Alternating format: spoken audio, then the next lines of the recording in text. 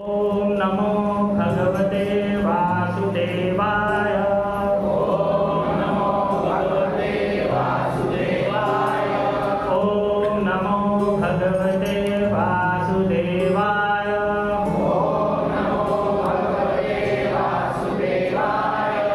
ओम नमो भगवते वासुदेवाय।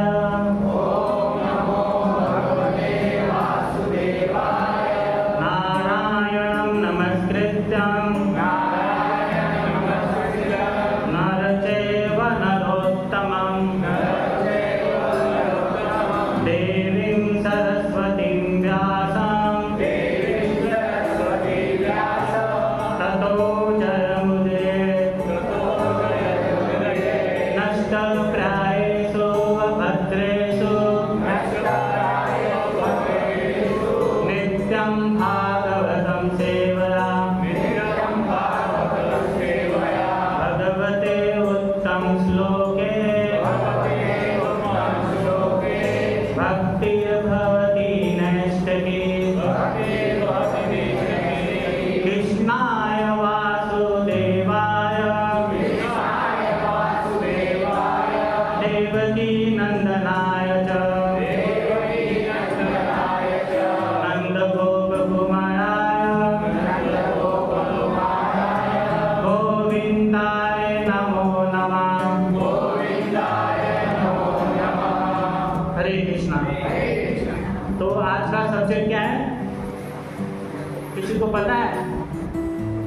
भक्ति योग, मतलब हम अपने को कैसे कृष्ण से कनेक्ट कर पाए, इसके ऊपर आज का क्लास है। ठीक है। और हम लोग अभी भौतिक जगत में, तो हम लोग आध्यात्मिक जगत में कैसे प्रवेश करेंगे, उसका 1 by 1 भक्ति योग के चैप्टर में बताया गया हुआ है, स्टेप बाय स्टेप, कि हम लोग आध्यात्मिक जगत में कैसे प्रवेश करेंगे। ठीक है। तो एक भगवत गीता के श्लोक के साथ हम लोग ये भगवत गीता के दिव्य ज्ञान में प्रवेश करेंगे और इसको समझने का प्रयास करेंगे। ठीक है। तो एक भगवत गीता में एक फेमस श्लोक है, अध्याय नंबर 4 श्लोक क्रमांक नंबर 2, दिव्य ज्ञान।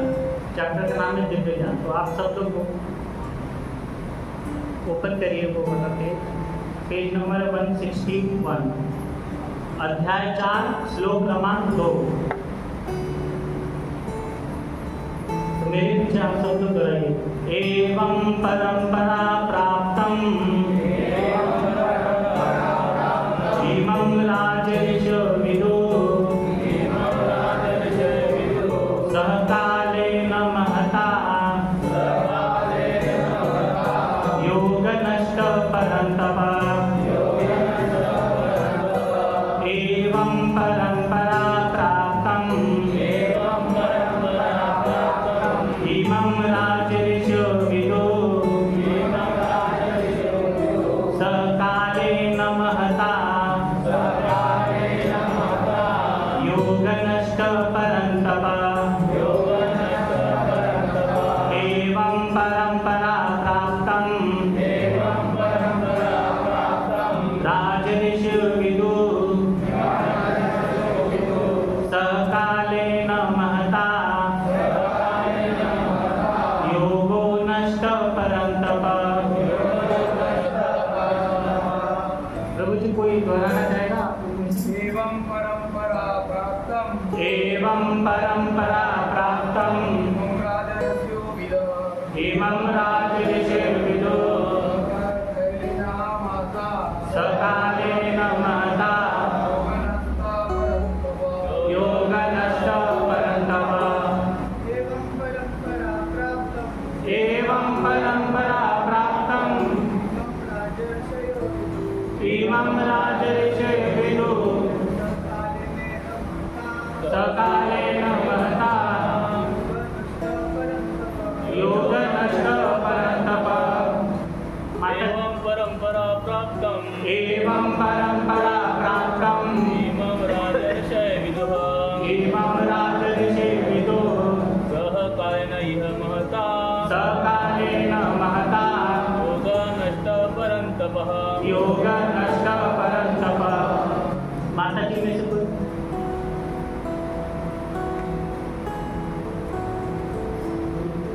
ठीक है, तो इसका हम लोग करते हैं।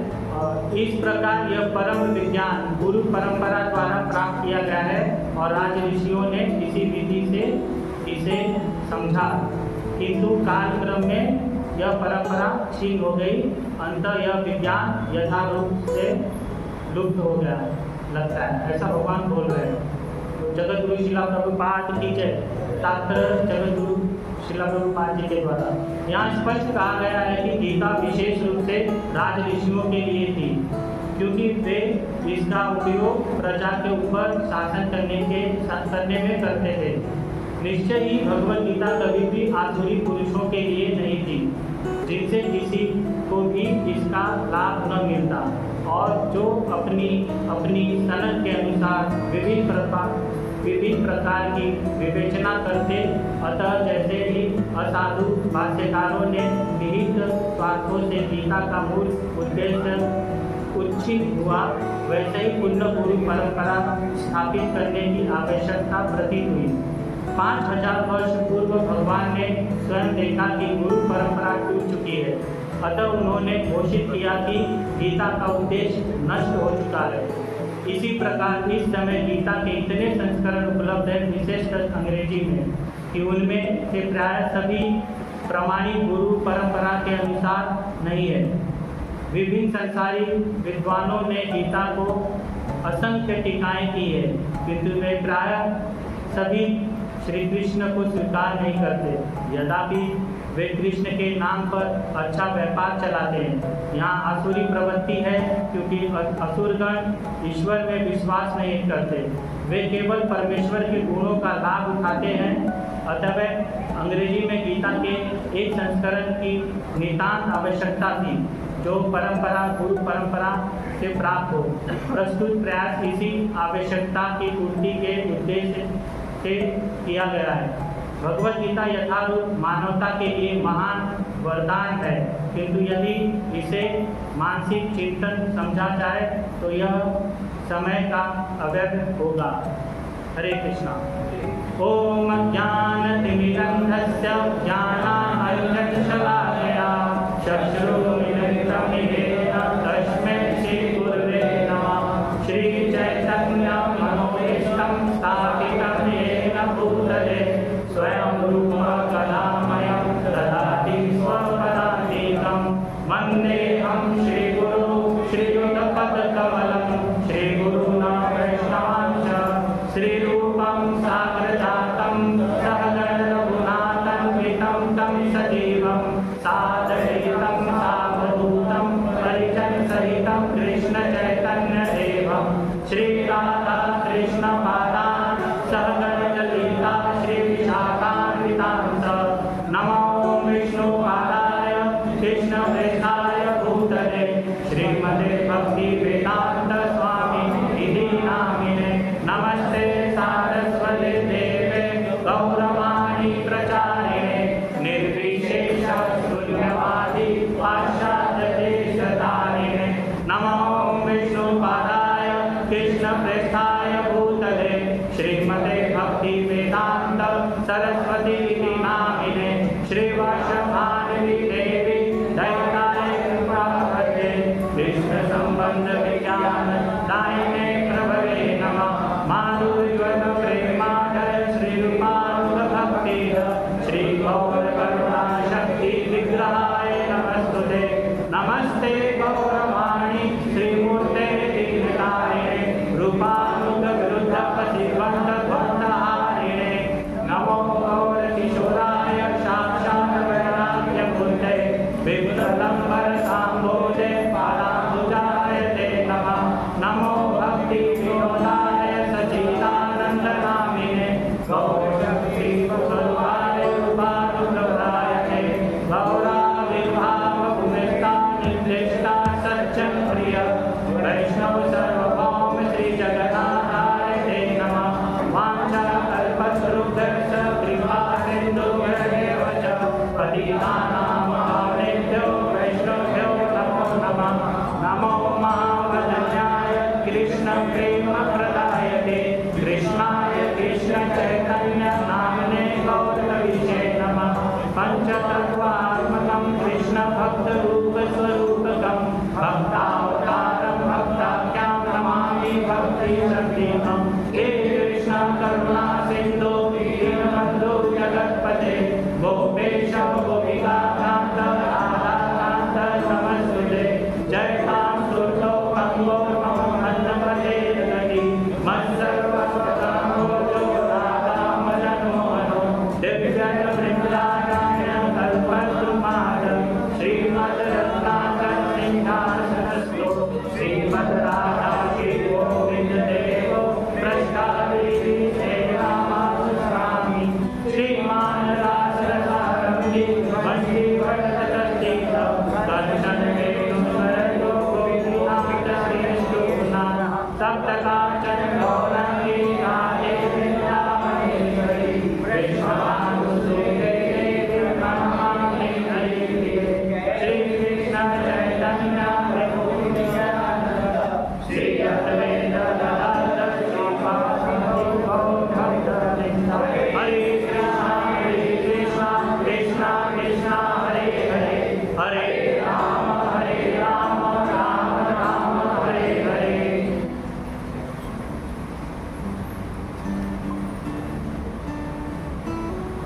तो यहाँ पर तात्पर्य में श्रील प्रभुपाद जी समझाते हैं कि ये जो दिव्य ज्ञान था जो हम लोग भक्ति मार्ग से अच्छे से भक्ति करके अपने असली घर आध्यात्मिक जगत में प्रवेश करना है, तो ये जो ज्ञान है ना हमेशा एक समय के बाद क्या होता है ना नष्ट हो जाता है।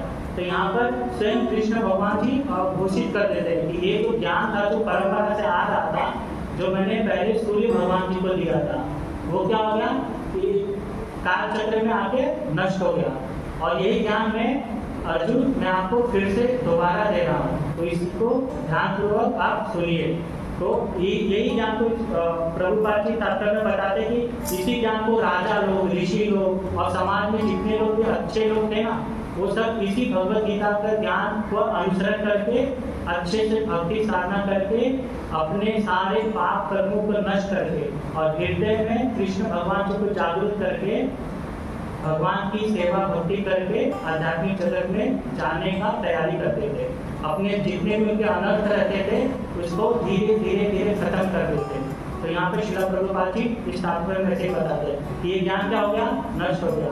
जब ये ज्ञान नष्ट हो गया तो फिर हमारे पास परंपरा से वापिस से ज्ञान आता है। कृष्ण भगवान जी इतने दयालु है कि जब भी ये ज्ञान नष्ट होता है अधर्म बढ़ जाता है तो भगवान किसी पार्षद को भेजते हैं या स्वयं आ जाते हैं धरातल पे और ये दिव्य ज्ञान का वापिस से स्थापना करते हैं। परित्राणाय साधूनाम विनाशाय च दुष्कृताम धर्म संस्थापनार्थात् संभवामि युगे युगे। हर युग में भगवान आते हैं, अगर वो नहीं आते हैं तो किसी अपने पार्षद को भेज देते ताकि ये ज्ञान जो है ना परंपरा का ज्ञान कभी नष्ट नहीं होना चाहिए। तो फिर क्या होता है कृष्ण भगवान जी भी अंदर धाम चले जाते हैं और अर्जुन भी अंदर धाम चले जाते हैं। फिर कुछ समय के बाद क्या हुआ ये ज्ञान वापिस से नष्ट हो गया, और जब ये ज्ञान वापिस से नष्ट हो गया तो कृष्ण भगवान जी ने दयालु है कि किसी को भेजते हैं। तो कृष्ण भगवान ना जब अप्रकट हो गए धरातल पे तो फिर से जब ये ज्ञान नष्ट हो गया तो 15वीं सदी में चैतन्य महाप्रभु जी का प्राकट्य हुआ। हाँ, चैतन्य महाप्रभु जी फिर से धरातल पर आए और किसका भाव लेकर आए राधा रानी का भाव लेकर आए और स्वयं कृष्ण भगवान जी से वापिस से धरातल पर आ गए। इसलिए ये ज्ञान जो वापिस से नष्ट हो गया। तो हम लोग चैतन्य महाप्रभु जी को प्रणाम अर्पित करेंगे। नमो महावदनाय कृष्ण प्रेम प्रदायते कृष्णाय कृष्ण चैतन्य नामने गौरतवेशे नमः।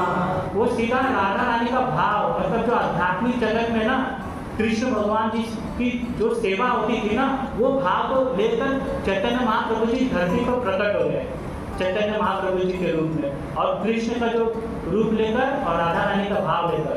और हमको क्या किया हरे कृष्णा कृष्णा कृष्णा हरे हरे हरे राम राम राम हरे हरे। और जब ये प्रेम धन आध्यात्मिक जगत से यहाँ पर लेकर आए ना तो मायापुर में उन्होंने संकीर्तन मूवमेंट का स्टार्ट किया।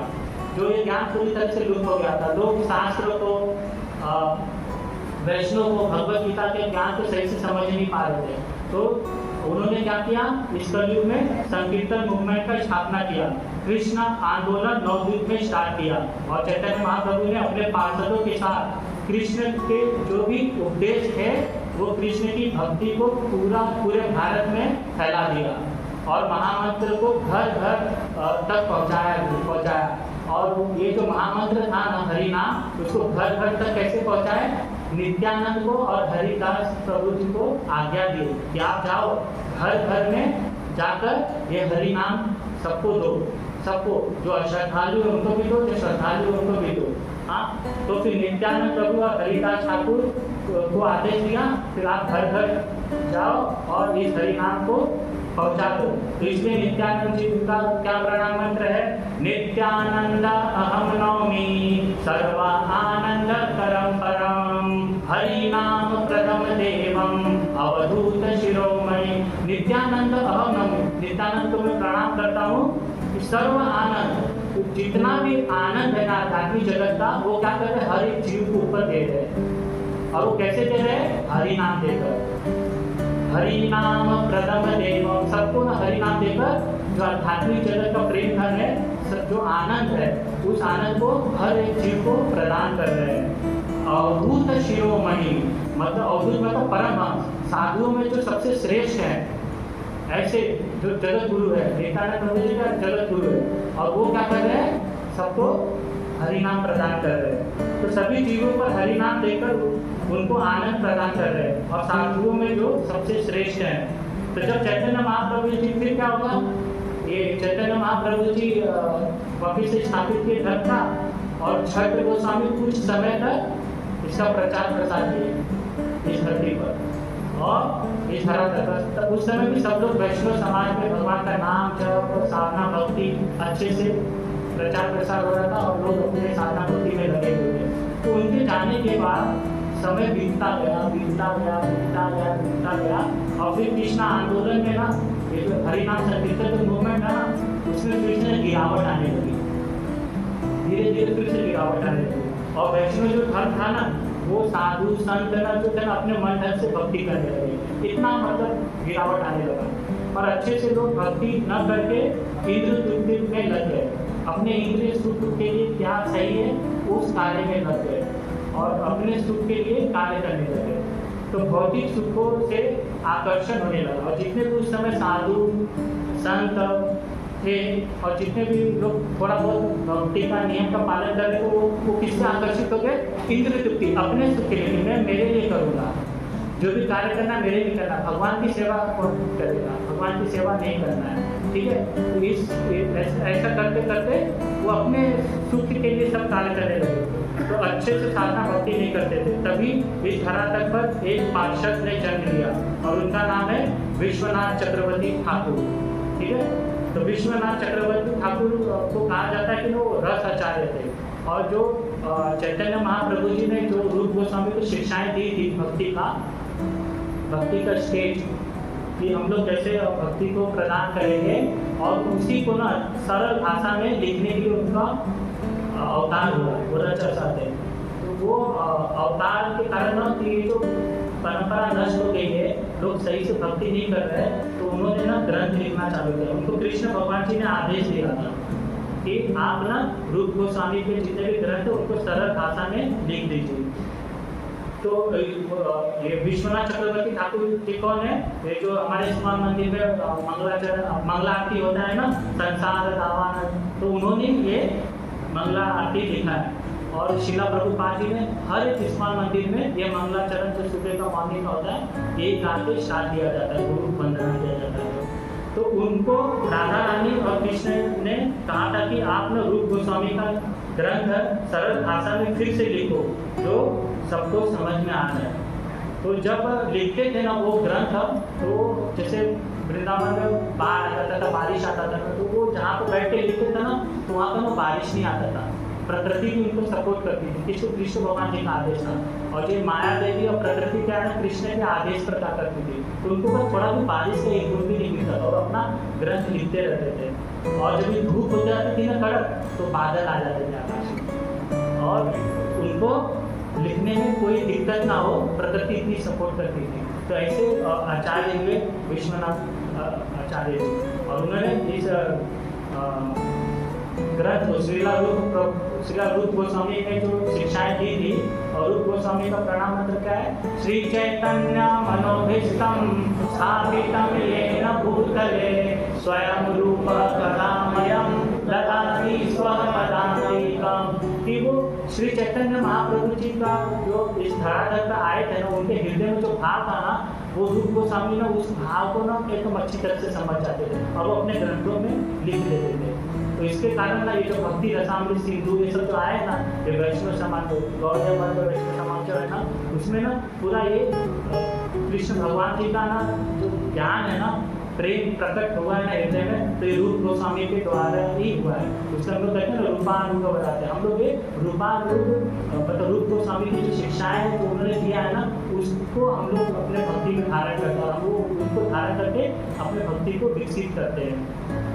तो क्या होता है ना, ये आप देखोगे ना, उसी समय में जब विश्वनाथ चक्रवर्ती ठाकुर थे ना, तो एक महान भक्त का जन्म होता है, उनका नाम रहता है श्री बलदेव विद्याभूषण प्रभु जी। आप तो सेकंड पेज पर जाओगे ना, तो ये श्रीला प्रभुपाद जी ने जो भगवद गीता का लिखा है, ये भगवद गीता जो समर्पण किसको किया? श्री बलदेव विद्याभूषण। आप सेकंड पेज पर देखेंगे ना, समर्पण।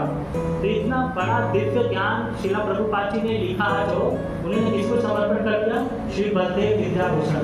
तो श्री बलदेव विद्याभूषण को क्यों समर्पण किया, आज हम लोग इसका जानेंगे, ताकि हम लोग को पता चले कि ये जो ज्ञान आ रहा है भक्ति में, और कितने आचार्य लोगों ने मेहनत किया है कि ये जो ज्ञान लुप्त हो चुका था उसको वापस से हमारे तक कैसे पहुंचाया गया।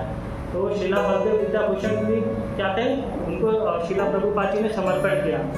और श्रीला प्रभुपाद जी ने जब भी कोई पुस्तक लिखते थे ना, तो किसी न किसी को समर्पण कर देते थे। जैसे उन्होंने जब कृष्णा बुक लिखा ना, तो कृष्णा बुक जो लिखा, तो वो कृष्णा बुक ना अपने पिताजी को समर्पण कर दिया। उनके पिताजी का नाम था गौर मोहन देव। और बलदेव विद्याभूषण मध्य संप्रदाय में एक सन्यासी थे और प्रचंड विद्वान थे। उनके जैसा कोई प्रचंड विद्वान नहीं, तो बचपन से ही वेद को पढ़ना और उसको सीखना में ललायित रहते थे, और खेल कूद में ना वो जाते नहीं थे।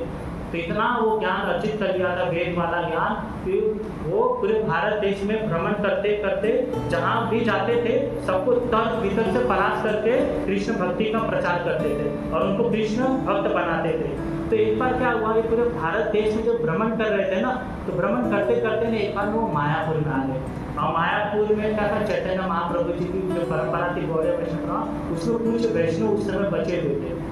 और उस समय जब वो वैष्णव बचे हुए थे ना, तो उनकी ना ये वैष्णव से ना उसी परंपरा में किसी से मुलाकात हुई, और वो उनको मुलाकात में एक वैष्णव से हुआ ना, तो चैतन्य जब भी उनको ना चैतन्य चरितामृत दिया गया, वो पढ़े ना चैतन्य चरितामृत बलदेव विद्याभूषण, तो इतना आकर्षित हुए ना, उनके हृदय में कृष्ण की जो प्रेम की भक्ति थी ना। अभी क्या था, वेद का ज्ञान था। तो ज्ञान 3 प्रकार का होता है, एक वेद ज्ञान, एक तत्ववादी ज्ञान और तत्वदर्शन। तो उनको वेद का तो ज्ञान था, वो सब कुछ प्रेजेंटेशन कर सकते थे, जितना भी ग्रंथ में लिखा उसको इतना अच्छे से प्रेजेंट करेंगे ना कि सब लोग ताली बजाएंगे, हरे कृष्णा कृष्णा कृष्णा। उन लोगों को कितना अच्छा लगता था, तो ऐसा प्रेजेंटेशन करते थे। और तत्ववादी भी थे, दूसरा ज्ञान था कि तत्ववादी मतलब उस ज्ञान को अच्छे से समझा भी पाते थे, लेकिन तत्वदर्शनी नहीं थे वो। मतलब कृष्ण का जो रूप है ना, अपने हृदय को प्रकट करके ना उनकी सेवा भाव, हरे कृष्णा कृष्णा कृष्णा हरे हरे, हरे राम राम राम हरे हरे। वो तत्वदर्शनी नहीं थे, वो ज्ञान तो उनको था नहीं, जो कि कृष्ण से हमारा संबंध क्या है। तो ये सिर्फ गौड़ीय संप्रदाय में है, वैष्णव गौड़ीय संप्रदाय में है कि ये जो हमारा जो भगवान का जो संबंध है ना, चैतन्य महाप्रभु जी देखिए हमारा भगवान से संबंध क्या है, फिर अभ्युदय क्या है, प्रयोजन क्या है। हाँ, संबंध जब तक हम संबंध जानेंगे नहीं तो उनसे प्रेम कैसे करेंगे भगवान से।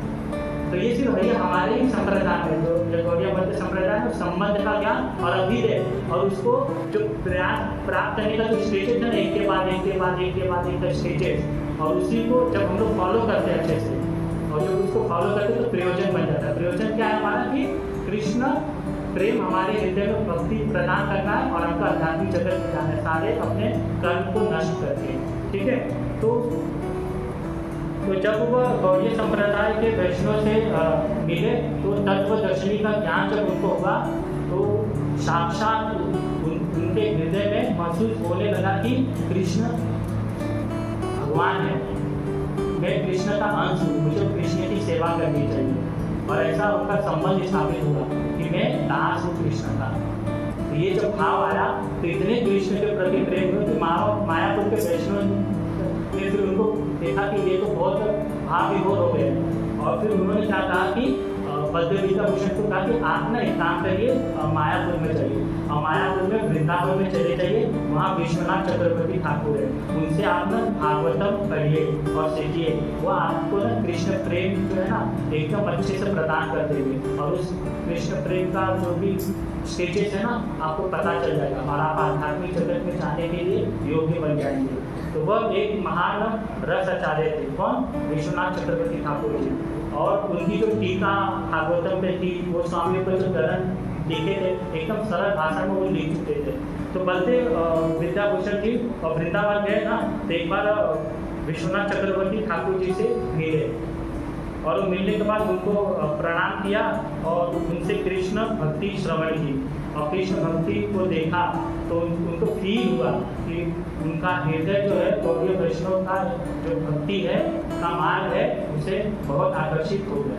और अब विश्वनाथ चक्रवर्ती ठाकुर महाराज कृष्ण भक्ति योग और मार्ग का जो शिक्षाएं थे उनको जब अच्छे से ट्रेन कर दिया और हरे कृष्ण कृष्ण कृष्ण हरे हरे, हरे राम राम राम हरे हरे। अब बलदेव विद्याभूषण की जगह वेदवादी भी बन गए थे, तत्ववादी भी बन गए थे और तत्वदर्शनी भी बन गए थे।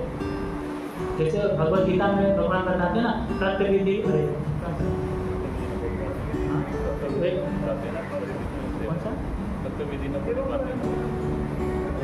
तत्विधि प्रणिपातेन परिप्रश्ने सेवया उपदेशान्ति ते ज्ञानम ज्ञानिस्तत्वदर्शनी। मतलब आप एक गुरु के पास जाकर ना उनको उनकी सेवा करो और उनको सेवा करने के बाद जब उनको प्रसन्न करते हैं, खुश करते हैं ना तो वो ना तत्वदर्शनी, वो कृष्ण को स्वरूप को देखे रहते और अपने हृदय में प्रकट करते, तब जाके वह गुरु आपको ज्ञान देगा तत्वदर्शन का। तो ऐसा ही हुआ बलदेव विद्याभूषण को, तो विश्वनाथ चक्रवर्ती से मिले तो उनको तत्वदर्शनी का ज्ञान जब उनको प्राप्त हुआ तो ऐसे वो एकदम अच्छे से भक्ति करने लगे। तो आज नहीं तो कल हमारे हृदय में भी भक्ति का जन्म होता है। जब हम लोग ऐसे वैष्णव का गुणगान सुनते हैं ना तो और ये भगवद गीता का ज्ञान सुनते हैं तो आज नहीं तो कल एक दिन हमारे हृदय में भी क्या होगी, भक्ति का जन्म हो जाएगा। तो कृष्ण से प्रेम तो ऑफकोर्स हो जाएगा जब हम लोग वैष्णव के बारे में उनका गुणगान करेंगे और भगवद गीता और शास्त्र का अध्ययन करेंगे तो एक ना एक दिन हमारे हृदय में भी भक्ति आएगी और हम भी कृष्ण से प्रेम करना सीख जाएंगे। तो बलदेव विद्याभूषण जी को पूरी तरह से ट्रेनिंग दे दिया और कृष्ण प्रेम का और शास्त्रों का पूरा उनको ज्ञान उनके मस्तिष्क में आ गया।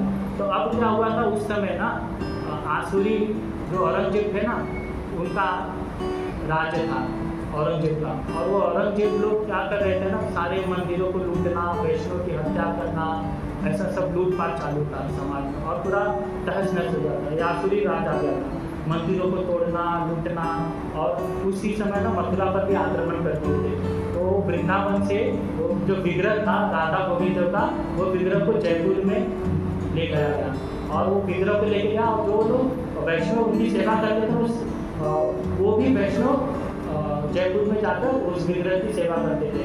तभी वहाँ पर क्या हुआ, एक समस्या बहुत बड़ी समस्या आ गई। तभी ना एक समस्या ऐसी आई कि रामानंदी संप्रदाय के थे ना तो वो लोग क्या हो गए थे ना, एक परंपरा था ना उससे ना उसका दो भाग हो गया था। एक भाग हो गया था रामानुचार्य का जो रामानंदी करते मतलब राम भगवान जी को मानने लगे और दूसरा कृष्ण राधा को मानते थे। तो उन्होंने ना वहाँ पर जब एक राजा थे ना तो उनको ना कंप्लेंट किया कि रामानंदी संप्रदाय के भी ये राजा से कंप्लेंट किया कि ये गौड़ीय संप्रदाय है ना प्रमाणिक नहीं है। हाँ तो ये राधा जी का जो पूजा हो रहा है राधा में एक काम ऐसा होना चाहिए कि ये प्रमाणिक नहीं है, ऑथराइज नहीं है, तो उनके पास खुद की टीका नहीं है। उन्होंने आरोप ये लगाया कि गौड़ीय संप्रदाय में उनका खुद का टीका नहीं है। तो एक वैलिड और ऑथराइज परंपरा होने के लिए ना 4 ग्रंथ पर उनका खुद का टीका होना चाहिए, 11 उपनिषद भगवद गीता पर और वेदांत सूत्र पर और विष्णु सहस्त्र नाम पर, जो महाभारत में 1000 विष्णु जी का नाम है, उस पर ना स्वतः की टीका होनी चाहिए। टीका मतलब एक्सप्लेनेशन।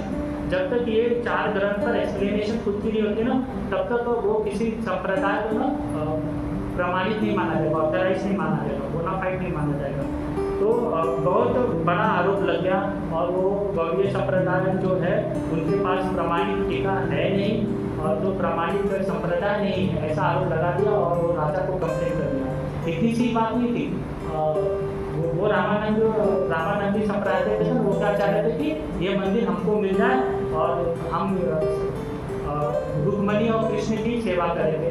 और शास्त्र में तो राधा रानी का कहीं पर भी उल्लेख है नहीं कि राधा रानी की पूजा होती। और ये समाज में क्या गलत मैसेज आएगा कि राधा रानी कृष्ण का शादी में तब पूजा पाठ क्यों करें, ऐसा उन्होंने आरोप लगाया। तो रुक्मणी और कृष्ण की पूजा होनी चाहिए, यह गलत है कि कृष्ण और राधा की पूजा करें। तो वैष्णव समाज का जो गढ़ था ना, वृंदावन था ना, तो वो वृंदावन में था और ये आगे की तरह मैसेज में पूरे वैष्णव समाज में फैल हो गई थी। राधा गोविंद जी का मंदिर टेम्परेरी बंद कर दिया गया और ये आरोप लगा दिया गया है वैष्णव गौड़ीय वैष्णव संप्रदाय पर। तो क्या हुआ और ये मैसेज ना तो पूरा फैल गया। तो राजा धार्मिक थे, वो सबको ना मानते थे। तो उन्होंने क्या किया ना, राजा ने बोला कि आपका ये, उन्होंने पत्र लिखा विश्वनाथ चक्रवर्ती ठाकुर का। उस समय विश्वनाथ चक्रवर्ती ठाकुर ना एकदम ओल्ड एज में आ गए थे और उन्होंने पत्र लिखा कि आपके संप्रदाय पर ये आरोप लगा हुआ है, आप आकर इसका समाधान निकालिए, नहीं तो ये मंदिर बंद हो जाएगा और राधा रानी और गोविंद जी का पूजा पाठ नहीं होगा, कृष्ण रुक्मणी का और दूसरे संप्रदाय को दे दिया जाएगा। तो ऐसा पत्र प्राप्त हुआ। तो विश्वनाथ चक्रवर्ती ठाकुर ने जब ये पत्र को पढ़ा तो उनका ओल्ड एज था, तो उन्होंने ना बलदेव विद्याभूषण जी को भेजा कि आप जाइए जयपुर में। और राजा की सभा में पूरे असेंबली हॉल पूरा जमा था और वहाँ पर एक से एक प्रचंड विद्वान चारों संप्रदाय के जो वेदवादी थे, उनके मुख से तो वेद के एक के बाद एक श्लोक निकलता था। ऐसा मतलब चारों संप्रदाय एक हो गए थे और बलदेव विद्याभूषण जी जो गौड़ीय संप्रदाय के थे वो अकेले, और वो राजा की सभा में असेंबली हुआ। सोचो, इमेजिन करो क्या रहेगा, वो अकेले थे और सारे संप्रदाय एक तरफ और वो वैष्णव संप्रदाय विद्याभूषण जी अकेले रिप्लाई दे रहे थे। उनके जितने भी तर्क और वितर्क आते थे उनको रिप्लाई देते थे। तो एक श्लोक के बाद एक श्लोक के बाद ना वो लोग वार करते थे और इधर से बलदेव विद्याभूषण जी ना उसका रिप्लाई करते थे और ऐसे वो लोग वार करते थे और ये इधर से रिप्लाई करते थे, ऐसे ही चलते था। और वो पूरा इमेजिन करो, वो राजा का असेंबली पूरा भरा हुआ था और सब ज्ञानी प्रचंड विद्वान। तो बलदेव विद्याभूषण जी ने स्थापित कर दिया कि देखो, कृष्ण परम सत्य है, वैसे राधा रानी भी परम सत्य है और जैसे कृष्ण से सारे अवतार आते हैं वैसे राधा रानी से भी लक्ष्मी रुक्मणी सब आते हैं। उन्होंने प्रमाणित कर दिया, राधा रानी का स्थान जो था स्थापित कर दिया और 4 ग्रंथों पर जो टीका थे ना उसको भी स्थापित कर दिया। तो रामानंदी अवरोध ने यह कहा कि देखो, तुम्हारा वेदांत सूत्र पर टीका नहीं है। ये एक बात पर ना अड़ गए, इस एक पॉइंट को लेकर ना वो अड़ गए, नहीं तुम्हारा वेदांत सूत्र पर टीका कहाँ है। ठीक है, बाकी सब पे टीका है, राधा रानी को चलो हमने मान लिया, लेकिन वेदांत सूत्र पर भागवतम पर तुम्हारी टीका कहाँ पर। और जब तक वो टीका आपका खुद का एक्सप्लेनेशन नहीं रहेगा तब तक आप प्रमाणित नहीं हो, ऑथराइज संप्रदाय नहीं माना जाएगा। तो बलदेव विद्याभूषण जी फंस गए, अब करें क्या।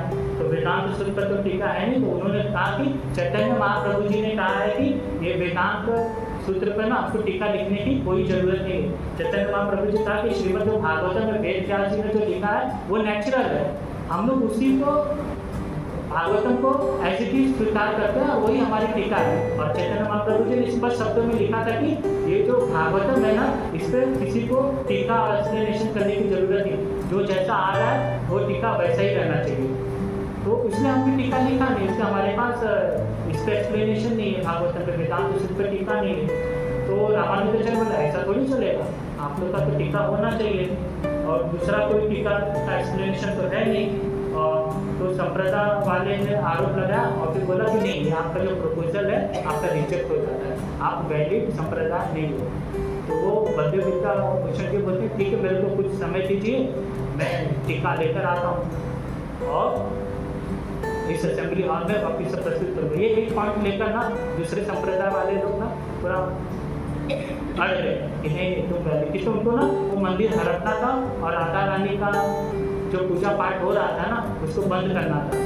और वहाँ पे लक्ष्मी या रुक्मणी देखो ना बाकी सब संप्रदाय में कैसे थे, नारायण लक्ष्मी ये सब की पूजा होती है ना, लेकिन राधा कृष्ण की जो पूजा से वैष्णव समाज करते थे। अगर उस समय जो बलदेव विद्याभूषण जी अगर विजय नहीं होते थे ना तो हो सकता था आज हम लोग राधा जी का पूजा नहीं पाते होते। जैसे राधा कृष्ण, राधा मदन मोहन, राधा रास किया गया ना तो राधा जी का नहीं होता था, रुक्मणी का होता था, फिर लक्ष्मी जी का, सीताराम का, कृष्ण भगवान जी का पूजा अकेले करना पड़ता था।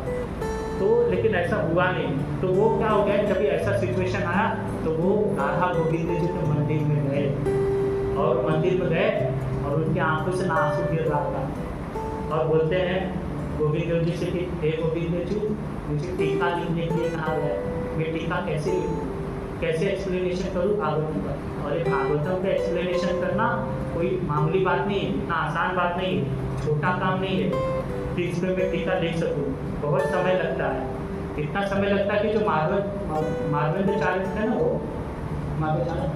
उन्होंने 32 वर्ष उनको लगा था, 32 ईयर्स लिखा था वो वेदांत सूत्र पर टीका लिखने के लिए, एक्सप्लेनेशन करने के लिए। और फिर उन्हीं संप्रदाय में रामानुचार्य का जो संप्रदाय था ना उनको लगभग 11 साल टीका लिखने में लग जाता। तो ये वेदांत सूत्र पर टीका लिखना एक्सप्लेनेशन इतना आसान नहीं है, इतने साल लग जाते थे। सोचो 32 वर्ष लगा था, जो इतना प्रचंड विद्वान थे उनको 32 वर्ष लग जाता टीका लिखने के लिए। तो जैसे ही वो गोविंद देव जी को प्रार्थना करके उनके आंखों से आंसू आता है और वो अपना मस्तक ना राधा गोविंद देव के चरणों में जैसे रखते हैं ना तो उनको ना नींद आ जाती है। और नींद आ जाती है ना तभी राधा गोविंद देव जी के चरणों में जब मस्तक रखते हैं उनको नींद आ जाती है।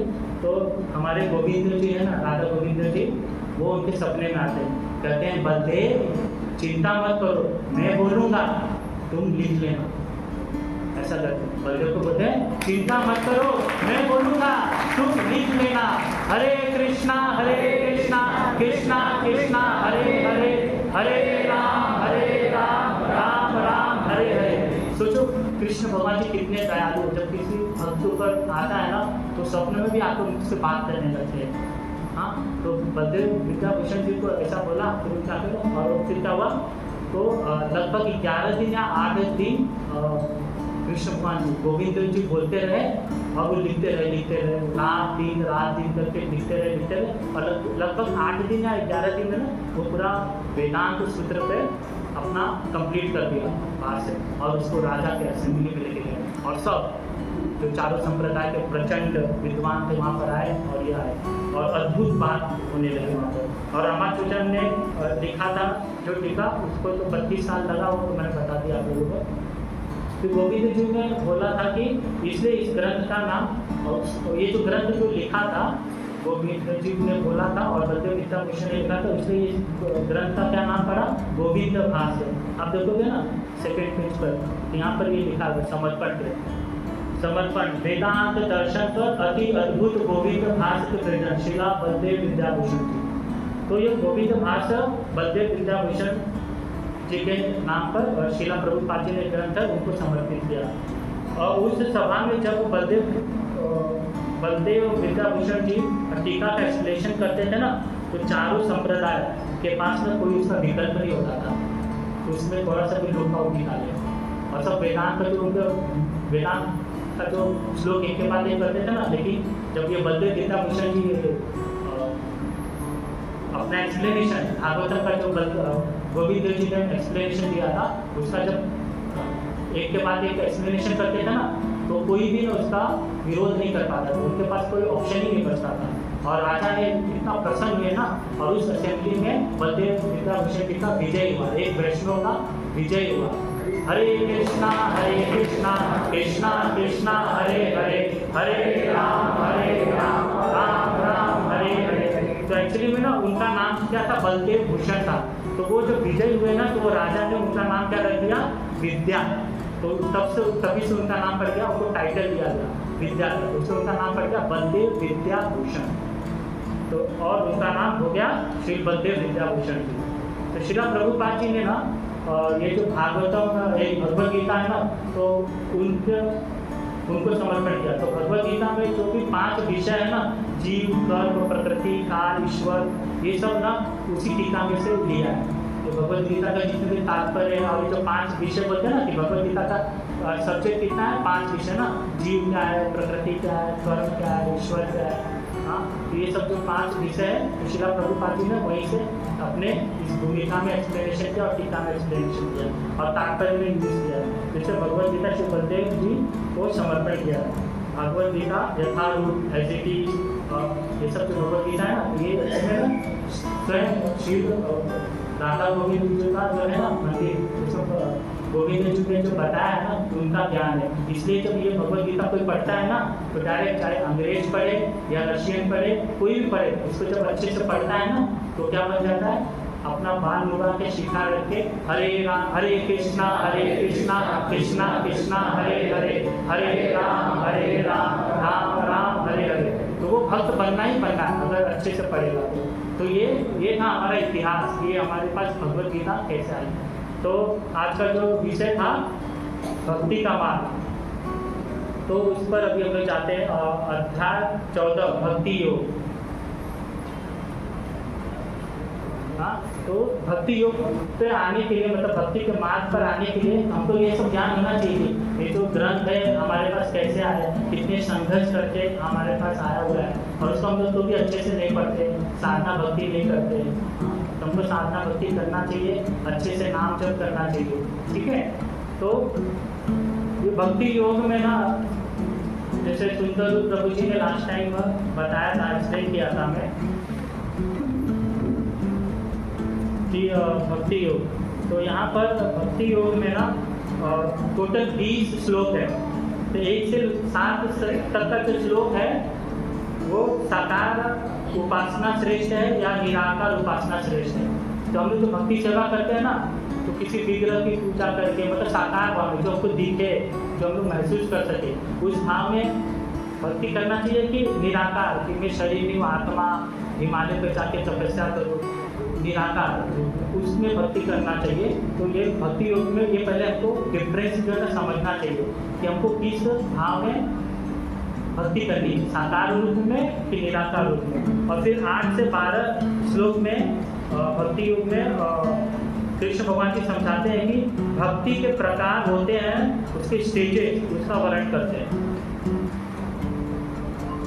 हाँ, स्टेजेस जो है ना, भक्ति का स्टेजेस, उसका वर्णन करते हैं। और 13 से 20 तक वह भक्त का क्या गुण है जो भक्ति को, भगवान कृष्ण को प्रिय बनाते हैं। ऐसे भक्तों में कौन सा ऐसे गुण विकसित होते हैं कि जो भगवान कृष्ण को प्रिय बनाते हैं। तो भक्ति का जो स्टेजेस है ना, तो 9 स्टेजेस है। और विश्वनाथ चक्रवर्ती और चैतन्य चरितामृत में बताया गया हुआ श्रद्धा, फिर साधु संग, फिर भजन क्रिया, फिर अनंत निवर्ती, फिर निष्ठा, फिर रुचि, फिर आसक्ति, फिर भाव और फिर प्रेम। तो ऐसी भक्ति कई स्टेजेस है। जब एक भक्त भक्ति करता है ना, तो उसको जानना पड़ेगा कि मैं कौन से स्टेज पर हूँ, मैं कितने पानी में हूँ। जब तक वो जानेगा नहीं तो उसको समझ में नहीं आएगा, ठीक है। तो भक्ति क्या है, चैतन्य चरितामृत में चैतन्य महाप्रभु जी ध्रुव गोस्वामी को बताते हैं, ऋषि के सेवनम भक्ति उच्यते। भक्ति का अर्थ है अपनी सभी इंद्रियों को परम पुरुषोत्तम भगवान की सेवा में लगा देना। कृष्ण जो सभी इंद्रियों के स्वामी हैं, उनके सेवा में लगा देना। जब आत्मा जीव भगवान कृष्ण का सेवा करती है तो 2 परिणाम होते हैं। क्या, सभी भौतिक उपाधियाँ जो उसके जीवन में होती है वो धीरे धीरे मिट जाती है, और दूसरा भगवान की सेवा में लगे रहने से उसकी इंद्रियाँ शुद्ध और पवित्र हो जाती है। तो भक्ति में लगने से क्या होता है, ऋषियों के स्वामी कौन है, श्री कृष्ण भगवान जी। और जब हम लोग अपने इंद्रियों से उनकी सेवा करते तो हमारी इंद्रियाँ उन संपर्क में आने से भक्ति की सेवा में हमारी इंद्रियाँ जो शुद्ध होती है, पवित्र होती है। और ये भक्ति जो है ना स्वतः के इच्छा से प्रकट होती है। ऐसा नहीं कि मैं आपके हृदय में भक्ति को प्रकट करवा दूँ, ऐसा नहीं होता। जैसे कृष्ण भगवान जी स्वतंत्र है, वैसे भक्ति भी स्वतंत्र है। और भक्ति ऐसा गुण है जो कृष्ण को आकर्षित करती है। और यही मार्ग है। अगर हम लोग आध्यात्मिक जगत में जाना चाहते हैं तो ज्ञान मार्ग, कर्म मार्ग, ऐसा कोई भी मार्ग है नहीं आपको आध्यात्मिक जगत में लेकर जा सकता है। सिर्फ ये भक्ति का ही मार्ग है और वो इसी रास्ते से जाती है। ये जो रास्ता बताया ना, श्रद्धा, साधु संग, भजन क्रिया, अनंत निवर्ती, निष्ठा, रुचि, आसक्ति, भाव और प्रेम, तो इसी के रास्ते जाएंगे और कोई दूसरा रास्ता नहीं है। जैसे हम लोग को CST जाना है, तो CST जाना तो ट्रेन है ना, पहले हम लोग खारगढ़ में जाएंगे, फिर सानपाड़ा, वाशी, ऐसे स्टेज आएगा ना, तो एक समय के बाद आता है ना। तो जैसे हम लोग भक्ति करते हैं ना, श्रद्धा, फिर श्रद्धा एक समय के बाद ना हमें क्या आएगा, साधु संग की आएगा जब हमारे एकदम श्रद्धा है। फिर एक स्टेशन के बाद क्या आएगा, भजन क्रिया आएगा। फिर एक स्टेज के बाद क्या आएगा, कुछ समय के बाद अनंत निवर्ती। तो हम लोग जो नाम अपराध, ये सब अपराध कर रहे हैं ना, उसको कैसे हटाना है, उसको कैसे अपने हृदय से अप्रकट करना है।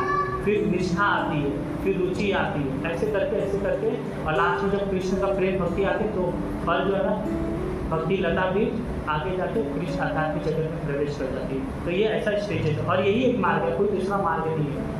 तो भक्ति का जन्म कैसे होता है, किसी के हृदय में ना 3 कारण से होता है, तमोगुण, रजोगुण या सतोगुण में भक्ति का जन्म होता है। तो जो लोग तमोगुण से भक्ति जो जिनके हृदय में जन्म लेती है ना, वो कैसे जन्म लेती है कि जो लोग यह सोचते हैं कि मैं भक्ति नहीं करूँगा तो नर्क में चला जाऊँगा। तो कुछ लोग होते हैं ना, मंदिर में आते हैं, अपना भक्ति करते हैं, हरे कृष्णा, तो बोलते हैं कि नहीं आप भक्ति करो। तो लोग के माइंड में जाता है, अरे थोड़ी बहुत भक्ति हम लोग भी कर लेते हैं, नाम जब माला कर लेते हैं, नहीं तो क्या नर्क में चले जाएंगे।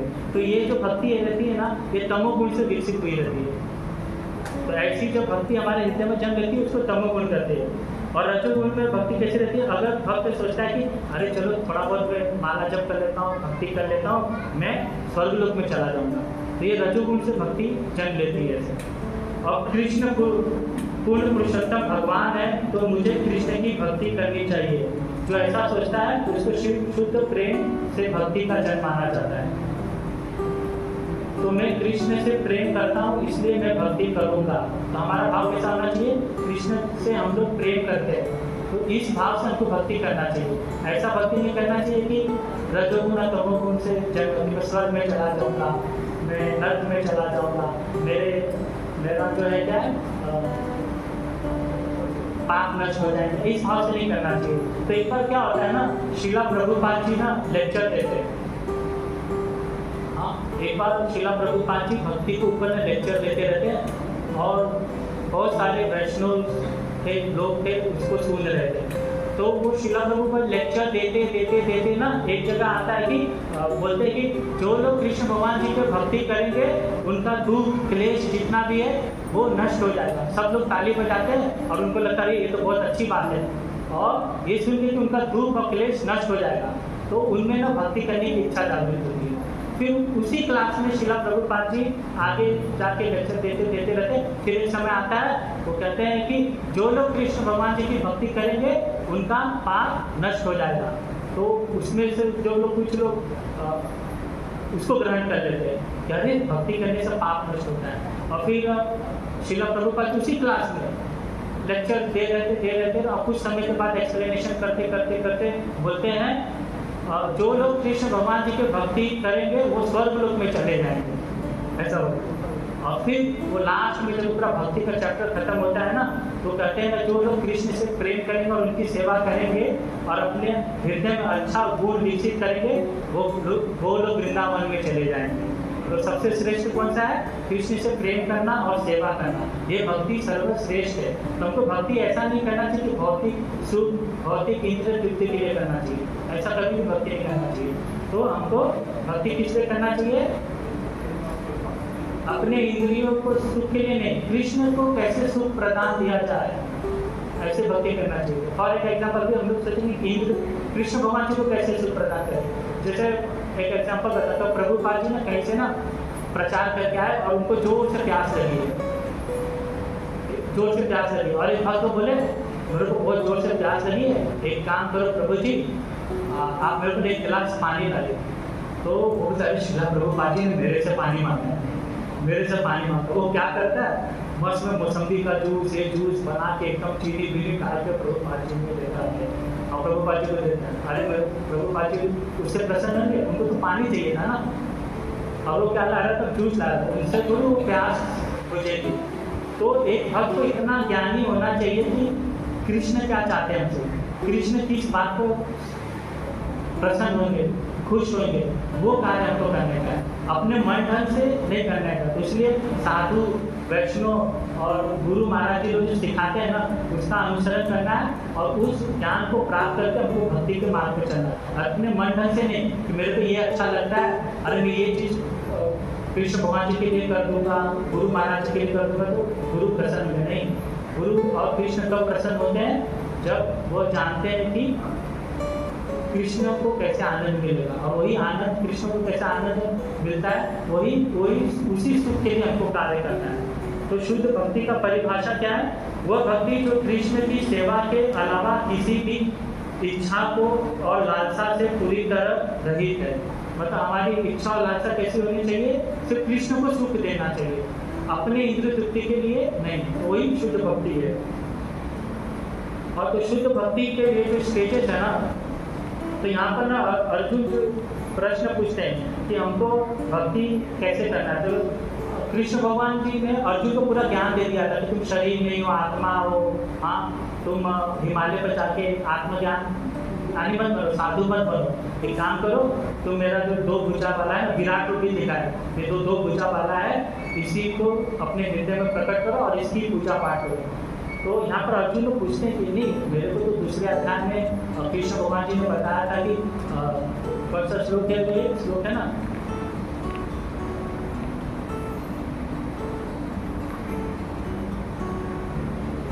योगीनामपि सर्वेषां मद्गतेन अंतरात्मना श्रद्धावान भजते यो मां सम्यक् युक्ततमो मतः। और समस्त योगियों में जो योगी अत्यंत श्रद्धा पूर्वक मेरा पारायण है, अपने अंतःकरण में मेरे विषय में सोचता है और मेरी दिव्य प्रेमा भक्ति करता है, वह योग में मुझसे परम अंतरंग रूप में युक्त रहता है और सबों में सर्वोच्च है, यह मेरा मत है। तो यहाँ पर ना अर्जुन को ना याद आता है, क्लिक होता है, दूसरे अध्याय में सिखाए थे, अरे भगवान ने तो वहाँ पर बोला था ना कि जो योगी लोग रहते हैं अपने अंतर्करण में कृष्ण को प्रकट कर देते हैं, अपने आत्मा को ढूंढ लेते हैं और ऐसे कर करके भक्ति करते हैं, तो उनको ना माइंड में आता। फिर मेरे को विश्वरूप दिखाया, तो मैंने जब भगवान से पूछा कि मैं विश्वरूप की पूजा करूँ कि किसकी, तो मेरे को बोले नहीं, तुम 2 भुजा जो बांसुरी बजाते हैं ना कृष्ण, उनकी सेवा करो, हाँ जो राधा मदन मोहन जी के साथ विराजमान है उनकी सेवा करो।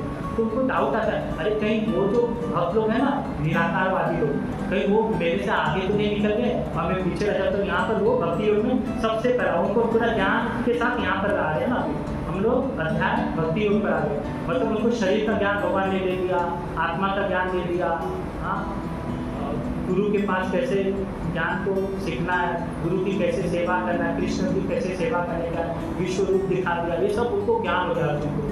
अब वो रोज ही रहे कि मेरे को लड़ना नहीं है, मैं युद्ध नहीं करूँगा, ये मोह माया कुछ इसके हृदय में नहीं। तो इससे भगवान को ज्ञान दे देकर उनको इस स्टेज में लेकर आ गया है। अब वो निडर हो गए, तो लेकिन उन्होंने ना एक पॉइंट अटक गया थे, किसकी में भक्ति करो। तो यहाँ पर वो पूछते हैं, अर्जुन ने पूछा, जो आपकी सेवा में सदैव तत्पर रहते हैं या जो अव्यय निर्विशेष ब्रह्म की पूजा करते हैं, इन दोनों में से किसे अधिक पूर्ण समझा जाए।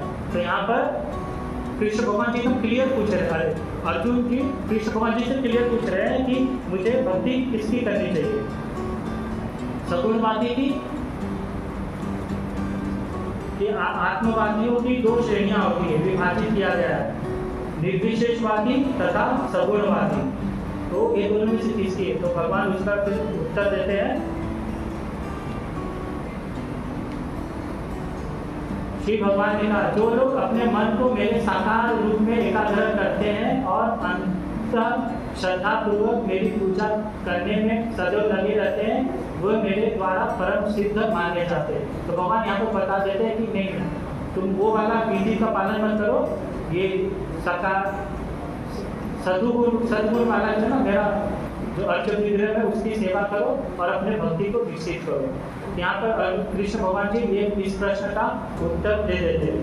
तो फिर विष्णु भगवान जी कहते हैं, लेकिन जो लोग अपनी इंद्रियों को वश में करके तथा सबों के प्रति संभाव रखकर परम सत्य का निराकार कल्पना के अंतर्गत उस अवैध की पूरी तरह से पूजा करते हैं जो इंद्रियों की अनुभूति के परे है, सर्वव्यापी है, अकल्पनीय है, अपरिवर्तनीय है, अचल तथा ध्रुव है, वे समस्त लोगों के कल्याण में संलग्न रहते हैं। तो ऐसा भगवान ना उनको ज्ञान देते रहते हैं।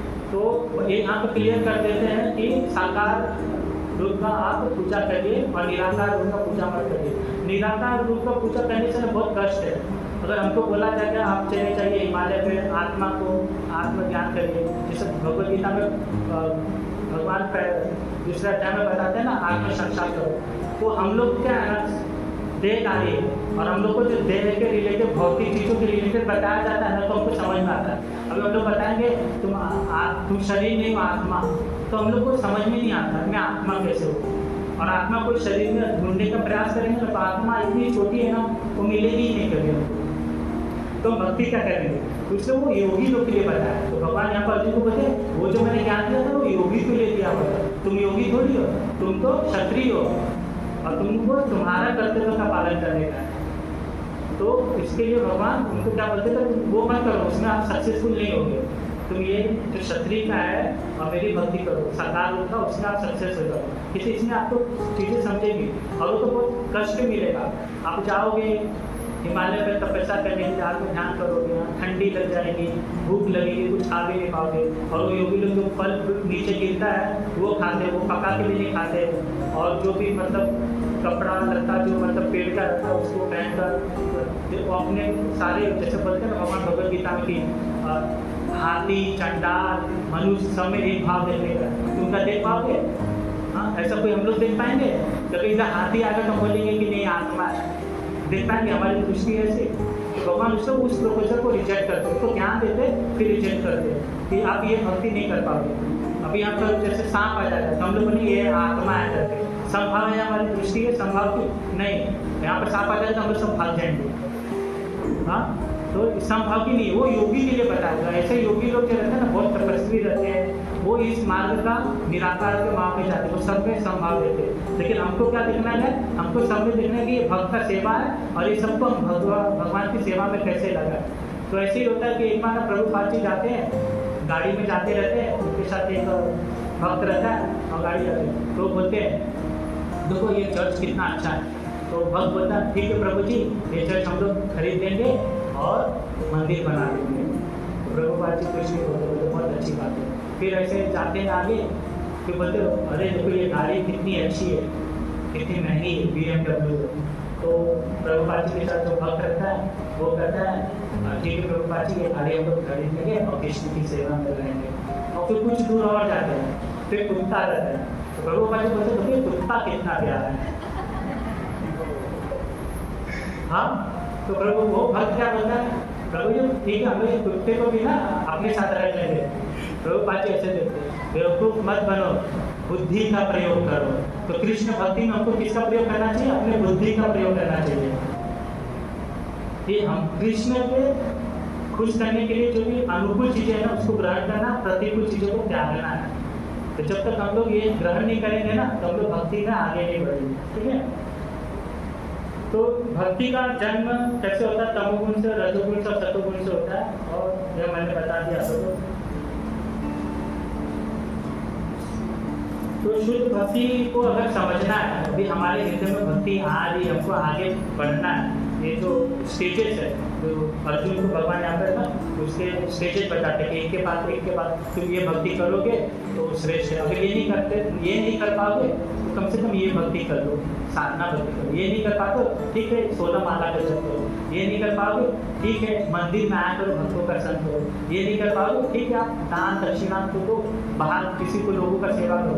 एक्चुअली सेवा करोगे तो कभी ना कभी तुम्हारे हृदय में कृष्ण को प्रति सेवा करने की इच्छा जागृत हो जाएगी। ये करो, कम से कम ये तो करना चाहिए। अगर श्रेष्ठ नहीं कर रहे हो तो कम से कम जो बेस है उससे स्टार्ट करना चाहिए। तो हमारी भक्ति कहाँ से स्टार्ट होती है, श्रद्धा से होती है। तो श्रद्धा को ना एक बेल का पत्र पत्र जो रहता है बेल का पेड़, उसके अनुसार ना हम लोग सीखेंगे कि हमारी भक्ति और वो बेल का जो पौधा है उसकी भक्ति कैसे, बेल कैसे फल में कन्वर्ट होता है। उसके जड़ में पानी दो, और उसकी तना आएगी, फिर 2 पत्तियाँ आएगी, फिर एक कली बनेगा, फिर एक फूल बनेगा, और फिर वो जो सब प्रोसेस है बेल का, वो उसके हिसाब से, और जो हमारी भक्ति है उसके हिसाब से हम लोग दोनों को कंपेयर करके सीखेंगे कि हम लोग भक्ति में कैसे आगे बढ़ेंगे।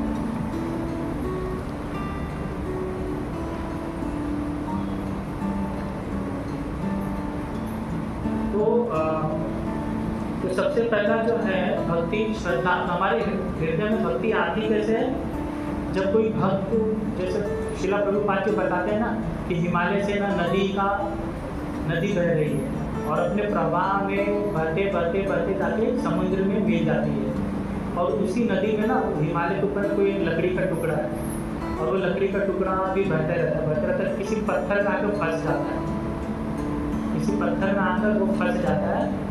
तो उसी प्रकार ना जब कोई साधु वैष्णव मध्यम अधिकारी का भक्त प्रचार प्रसार करता है ना, तो उसी प्रकार से ना हमारे भी हृदय में ना, उसी प्रकार से ना हमारे हृदय में भी भक्ति आगे अटके जाती है। जैसे वो नदी में लकड़ी का प्रभाव आता है और किसी पत्थर में जाकर फंस जाती है ना, उसी प्रकार। तो ये भक्ति जो है ना आपको किससे प्रदान होती है? कृष्ण भगवान जी डायरेक्टली नहीं देते, और उच्च कोटि के भक्त भी डायरेक्टली नहीं देते। हमको भक्ति जो मिली है ना, तो किसी मध्यम अधिकारी भक्त से ही मिलती है। कोई हमको बाहर बोला कि चलो प्रभु जी मंदिर बोलो, हम जितने भी यहाँ को भक्त बने ना, तो हमको कृष्ण भगवान जी के भक्त नहीं बना कि वो आगे आपको बोलेगा भक्त बन जाओ, हाँ, या फिर उच्च कोटि का जो भक्त है एकदम वो नहीं। वो जो उच्च कोटि का भक्त मध्यम अधिकारी का आकर प्रचार करने के लिए जब समाज में या सड़क को उतरता है ना, तब जाकर वो भक्ति हमारे हृदय में आती है। तो उच्च भक्त को भी मध्यम अधिकारी पर बनकर प्रचार के लिए जब उतरते हैं तो हमारे हृदय में भक्ति आती है। तो ऐसे हमारे हृदय में श्रद्धा का उत्पन्न होता है।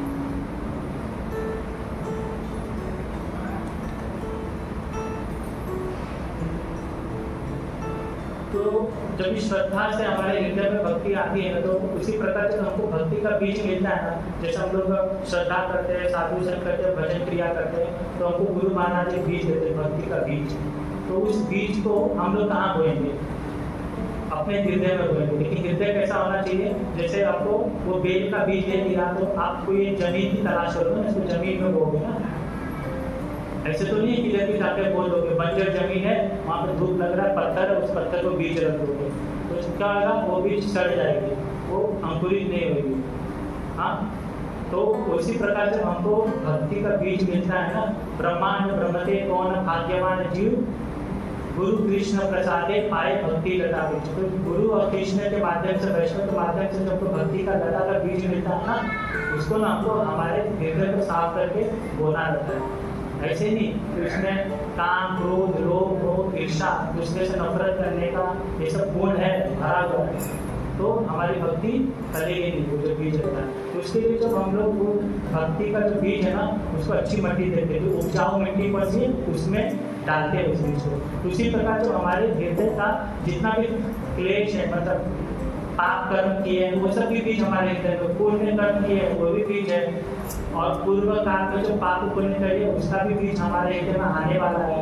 और अपराध जो किए हैं, नाम अपराध, साधु संग अपराध, ये सब किए, वो भी बीज हमारे हृदय में है। तो वो सावधानी से हमको जो भक्ति करना का बीज गुरु और वैष्णव से मिलता है, उसको हृदय में डालना रहता है। और फिर वो बीज को कैसे इम्प्रूव करना रहता है? साधु संग, मतलब श्रवणम और कीर्तनम से। और जितना हम लोग अच्छे से श्रवणम और कीर्तनम करेंगे, साधु संग करेंगे, तो वो बीज का ही अंकुरित होगी। तो जो बेल का बीज डालते हैं ना, तो पहले अंकुरित किधर करती है? ऊपर की ओर अंकुरित करेगी कि नीचे की ओर अंकुरित करेगी? ऊपर की ओर नहीं करेगी, नीचे की ओर करेगी। इसको उसको जड़ स्ट्रॉन्ग बनाना था। ऊपर की ओर करेगी तो क्या होगा? हवा आएगा, धूप आएगा, खत्म हो जाएगी। तो उसीलिए जो जड़ रहता है ना भक्ति का बीज में, पहले जड़, और इसका जड़ का फॉर्मेशन होता है। तो जब हम लोग हृदय में ना कृष्ण भक्ति का बीज बोते हैं ना, तो हमारा जो जड़ रहता है वो स्ट्रांग रहना चाहिए। मतलब इसमें काम, क्रोध, लोभ, मोह, अक्सर ये सब जो रहता है ना, अपराध, ये सब नहीं रहना चाहिए। ये सब रहेगा ना तो हमारा जड़ स्ट्रांग नहीं होगा। और कल को कोई मंदिर में आ रहा है, कल को किसी प्रभु जी ने हमारा अपमान कर दिया, फिर ऐसे लगेगा हम लोग फिर मंदिर में आना बंद कर देंगे। इससे हमारा जड़ स्ट्रांग नहीं हुआ है। तो श्रद्धा मतलब ऐसा हमारा जड़ एकदम स्ट्रांग होना चाहिए। तो श्रद्धा और आस्था में फर्क करता है। श्रद्धा मतलब पूर्ण विश्वास होना चाहिए कि हमको कृष्ण का भक्ति करना है। तो श्रद्धा और आस्था में फर्क है। आस्था हमारी बदल जाती है। जैसे आज हम लोग साईं बाबा की पूजा कर रहे हैं, कल कोई भक्त आएगा और शंकर भगवान जी का पूजा पाठ की विधि बताएगा, बोलेगा इनकी पूजा करो, आप ये चीजें तुरंत मिल जाएगी। तो हम लोग साईं बाबा की पूजा करके साईं बाबा को छोड़ के शंकर भगवान जी का पूजा करने लगेंगे। फिर कोई बोलेगा कि इनका नहीं, गणेश भगवान जी की पूजा करो।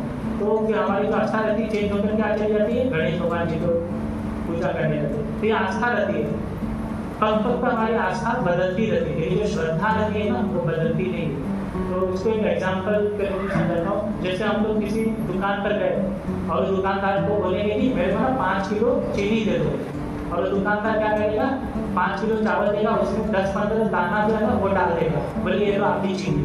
तो आप क्या करोगे, अरे ये चीनी थोड़ी है, ये तो चावल है। तो बोले ये है ना चीनी, इसमें तो मैंने 8-10 टुकड़े डाले ना, नहीं ये चीनी नहीं है, इसमें तो ज़्यादा मात्रा में इसकी है, चावल की है, चीनी की नहीं है। तो इसी जो हमारा श्रद्धा विकसित होता है ना, तो हमारे अंदर ऐसे 5-6% भक्ति रहती है। उस स्टेज में जब पहला स्टेज रहता है ना 4-5% की भक्ति रहती है। तो जब भी हम लोग ना उसको कृष्ण प्रेम से, श्रवण कीर्तन से कन्वर्ट करते हैं, और जब भी हमारा दुकानदार के पास जाएंगे मेरे को चीनी दो, तो वो क्या करेगा, पूरा चीनी देगा और 15-20 टुकड़े चावल का दाना आ जाएगा। तो इसका मतलब क्या है कि वो चीनी है, फिर हम लोग उसको स्वीकार कर लेंगे, नहीं चीनी। तो ऐसे जब हम लोग भक्ति के स्टेज पे जाते हैं ना, तो हमारी श्रद्धा और कृष्ण का जो प्रेम है, भाव और कृष्ण की प्रेम होती है, उसमें हमारी प्रगति होती है। और 5% 10%, 10% से 20%। तो ये श्रद्धा, साधु संग और भजन क्रिया जो है ना, इसमें इतने में ना हमारे पास सिर्फ 30% तक ही भक्ति कवर होती है। और ये जो हम श्रद्धा, साधु संग, भजन क्रिया करते हैं, श्रवणम कीर्तनम करते हैं, शास्त्र अध्ययन करते हैं, तो हमारे हृदय से कितनी भक्ति प्रगति करती है, सिर्फ 30%। मैक्सिमम पकड़ लो 40%। क्या होता है, जब हम भक्ति में आते हैं, गुरु से दीक्षा लेते हैं ना, तो हम लोग पाप करना बंद कर देते हैं।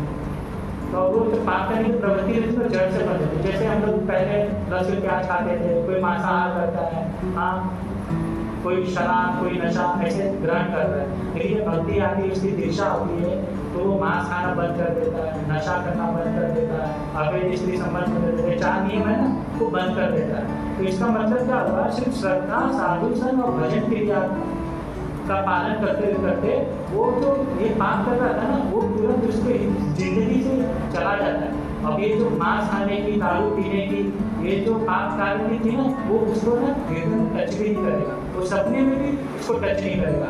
इसको उसकी इंद्रियां इतनी 30% पवित्र हो गई है कृष्ण सेवा में लग गई। 30%, कितनी परसेंट, 30%। अभी जैसे आपको किसी तरह का आपको मांस दिया जाएगा, खाओगे नहीं, इसलिए वो जो मांस खाने का, शराब पीने का, नशा करने का जो पाप कार्य था ना, उस पाप कार्य में इतनी ताकत नहीं बची है कि वो हमको टच कर सके। हम नहीं खाएंगे, आप ऐसे बोलते खाएंगे ना, जो भक्ति कर रहा है, दीक्षा ले लिया है, हाँ, नाम जप कर रहा है, वो नहीं खाएगा। क्यों?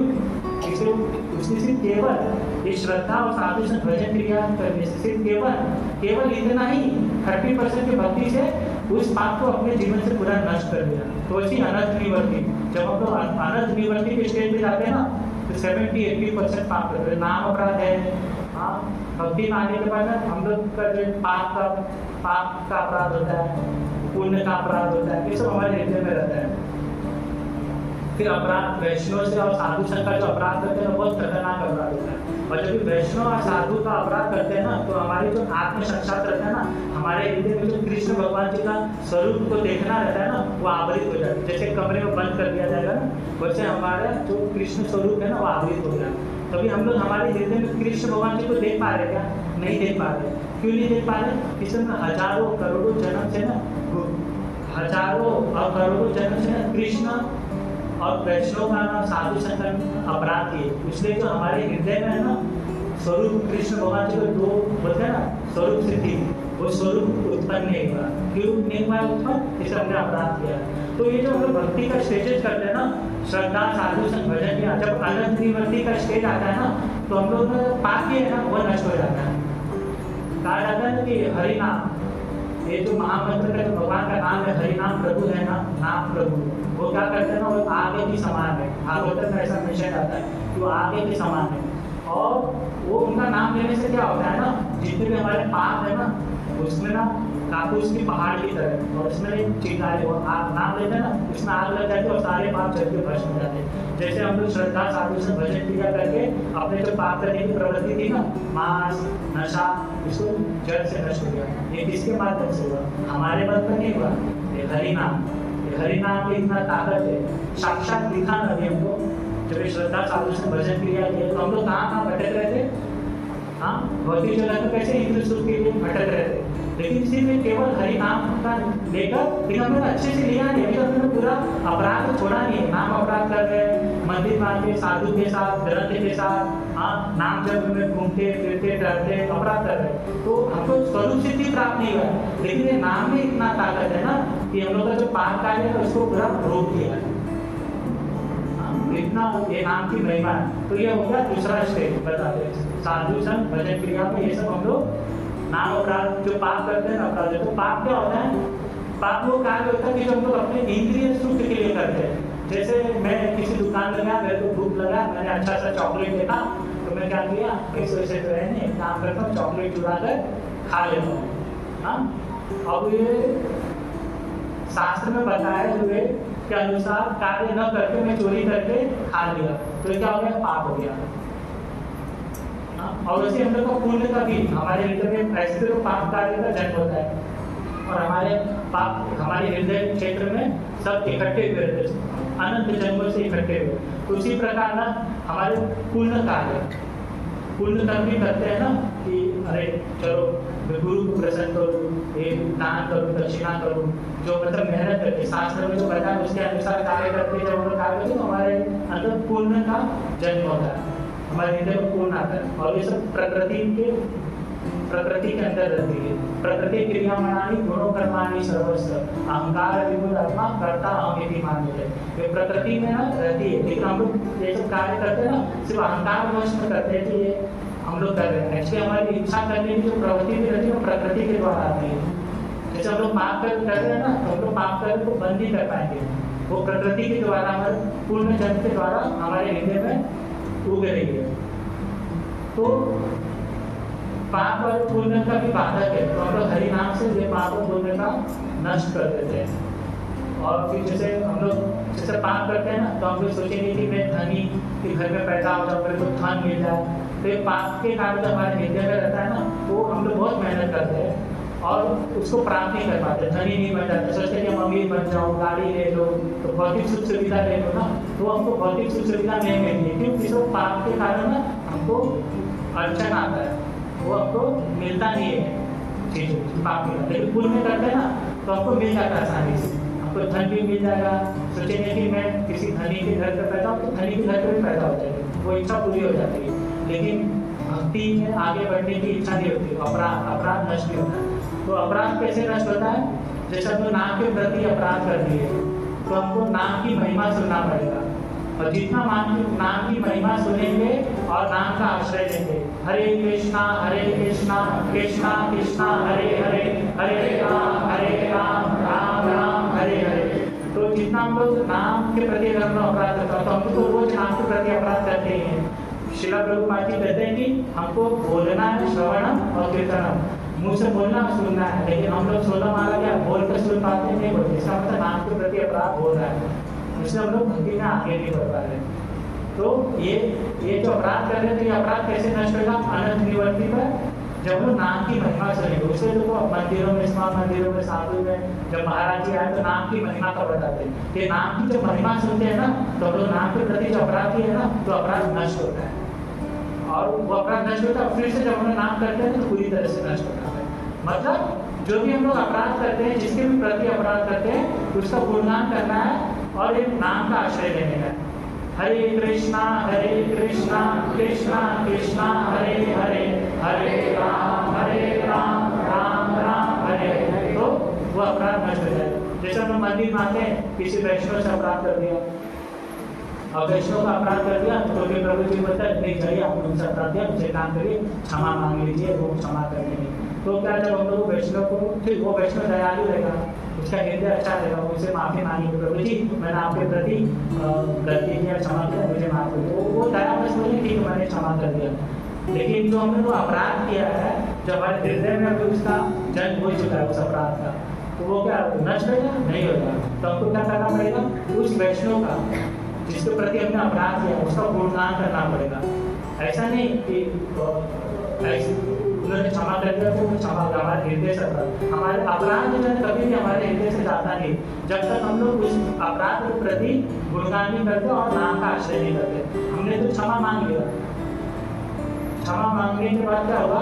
फिर वो उस भक्त का गुणगान करना पड़ेगा, और जब उस भक्त का गुणगान करते हैं तो हमारे जो अपराध का वो जन्म हुआ था उस प्रभु जी के प्रति जो हमने अपराध किया था तो वो क्या नष्ट होगा, और नाम का आश्रय लेंगे वो अपराध नष्ट होता है। उसी प्रकार हम लोग महाराज जी का, गुरु लोगों का भी कभी कभी अपराध कर देते। इस जन्म में तो करोड़ों जन्म में किए हैं, उससे हम लोग ये अनंत निवृत्ति कर नहीं पाते। हमको हृदय में कृष्ण का स्वरूप विराजमान नहीं हो रहा है। जैसे आचार्य को विराजमान करके दर्शन करते हैं ना, तत्वदर्शनी का हमको अनुभूति नहीं हो रहा है, तो क्यों? अपराध के कारण। तो पाप और पुण्य का जो अपराध है ना, तो नाम का जप करेंगे ना उससे नष्ट हो जाएगा। लेकिन जो वैष्णव अपराध करेंगे, साधु संत अपराध करेंगे, वो नष्ट नहीं होगा।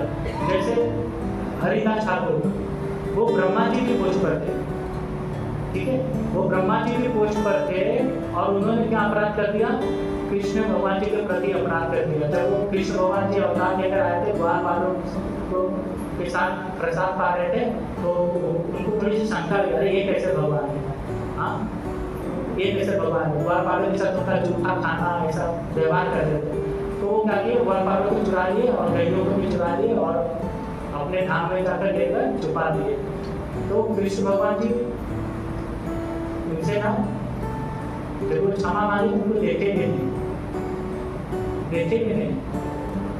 तो क्या हुआ? उनको वो किस स्टेज पे थे? वो शुद्ध प्रेमा भक्ति पे थे, भाव के स्टेज पर भी ना हमारा जो अपराध रहता है ना, सब में नष्ट नहीं होता है। 2%, 3%, 4% या शुद्ध प्रेमा भक्ति पर भी ना हमारे हृदय में ना भगवान जो रहता है स्वरूप सिद्धि प्राप्त नहीं होता, आध्यात्मिक जगत में प्रवेश है। वहाँ पर भी ना जैसे ब्रह्मा जी हो गए, शुद्ध प्रेमा भक्ति के स्टेज होते हैं ना, वहाँ तक के जाने के बाद 1%, 2% अपराध बचा रहता है, और उस अपराध के कारण वो वापिस अपराध करते हैं तो फॉल डाउन हो जाता है। तो ब्रह्मा जी का ऐसे हुआ, हरिदास ठाकुर के रूप में इस पृथ्वी पर आए और उन्होंने किसका आश्रय लिया?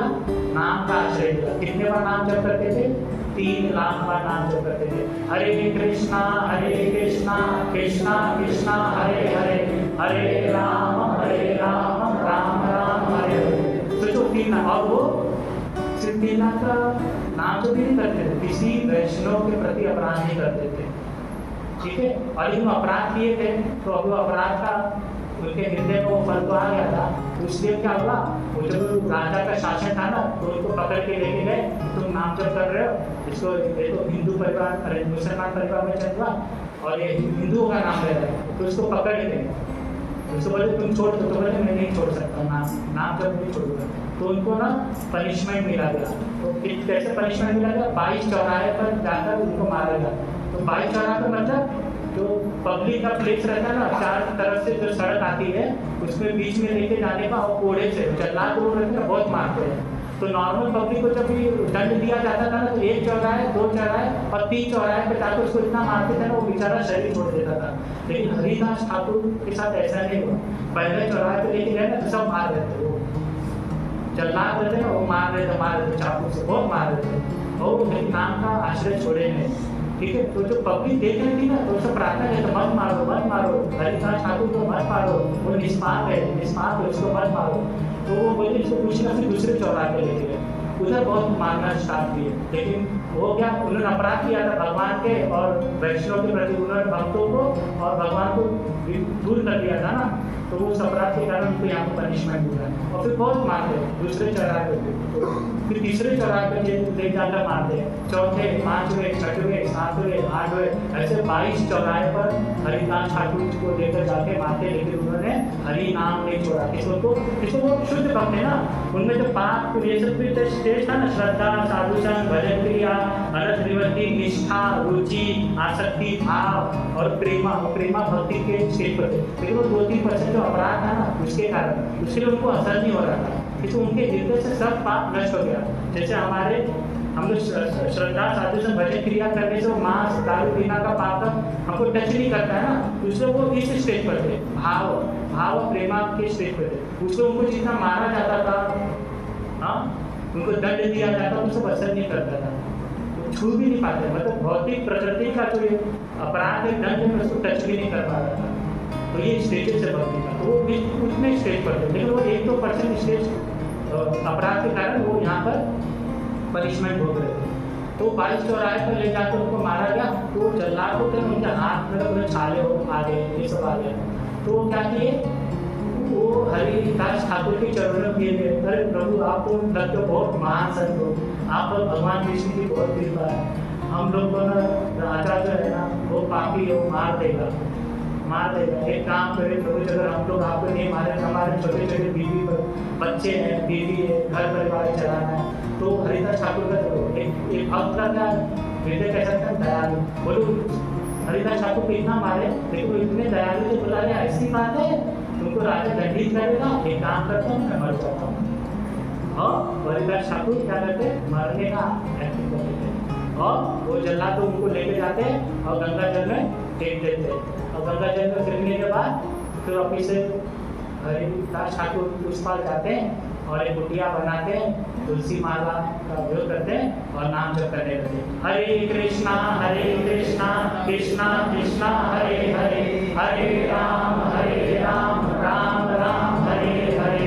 तो इस प्रकार वो नाम का आश्रय लेके जो 2% का अपराध बचा हुआ था उसको नष्ट कर देंगे। और क्या करते हैं, चैतन्य महाप्रभु जी के पास जाते हैं, वो मायापुर में देखते हैं उनकी समाधि वहाँ पे, वो बोलते हैं चैतन्य महाप्रभु जी की क्षमा कर देते। अब देखते हैं कि इनका पूरा अपराध नष्ट होता है।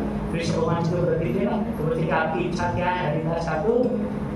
तो बोलते हैं प्रभु मेरी इच्छा यही है कि आप मेरे चरण पर ना, मेरे हृदय पर अपना चरण रखिए, और मैं आपको देखते देखते अपने प्राणों का त्याग करना चाहता हूँ। और चैतन्य महाप्रभु जी ने स्वयं कृष्ण भगवान जी, उनका अपराध नष्ट हो गया और उन्होंने कैसे किया, जैसे इच्छा किए वैसे उनके वापिस से आध्यात्मिक जगत में उनको उनके पोजीशन पे भेज दिया। हरे कृष्णा कृष्णा कृष्णा हरे हरे, हरे राम राम राम हरे हरे। फिर ऐसे क्या होता है ना,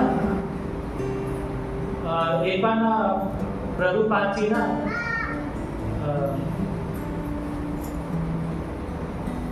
लेक्चर देते रहते हैं, ठीक है, जैसे हमारे लिए देते हैं कि हम लोग भी थोड़ा सुधार हो जाए।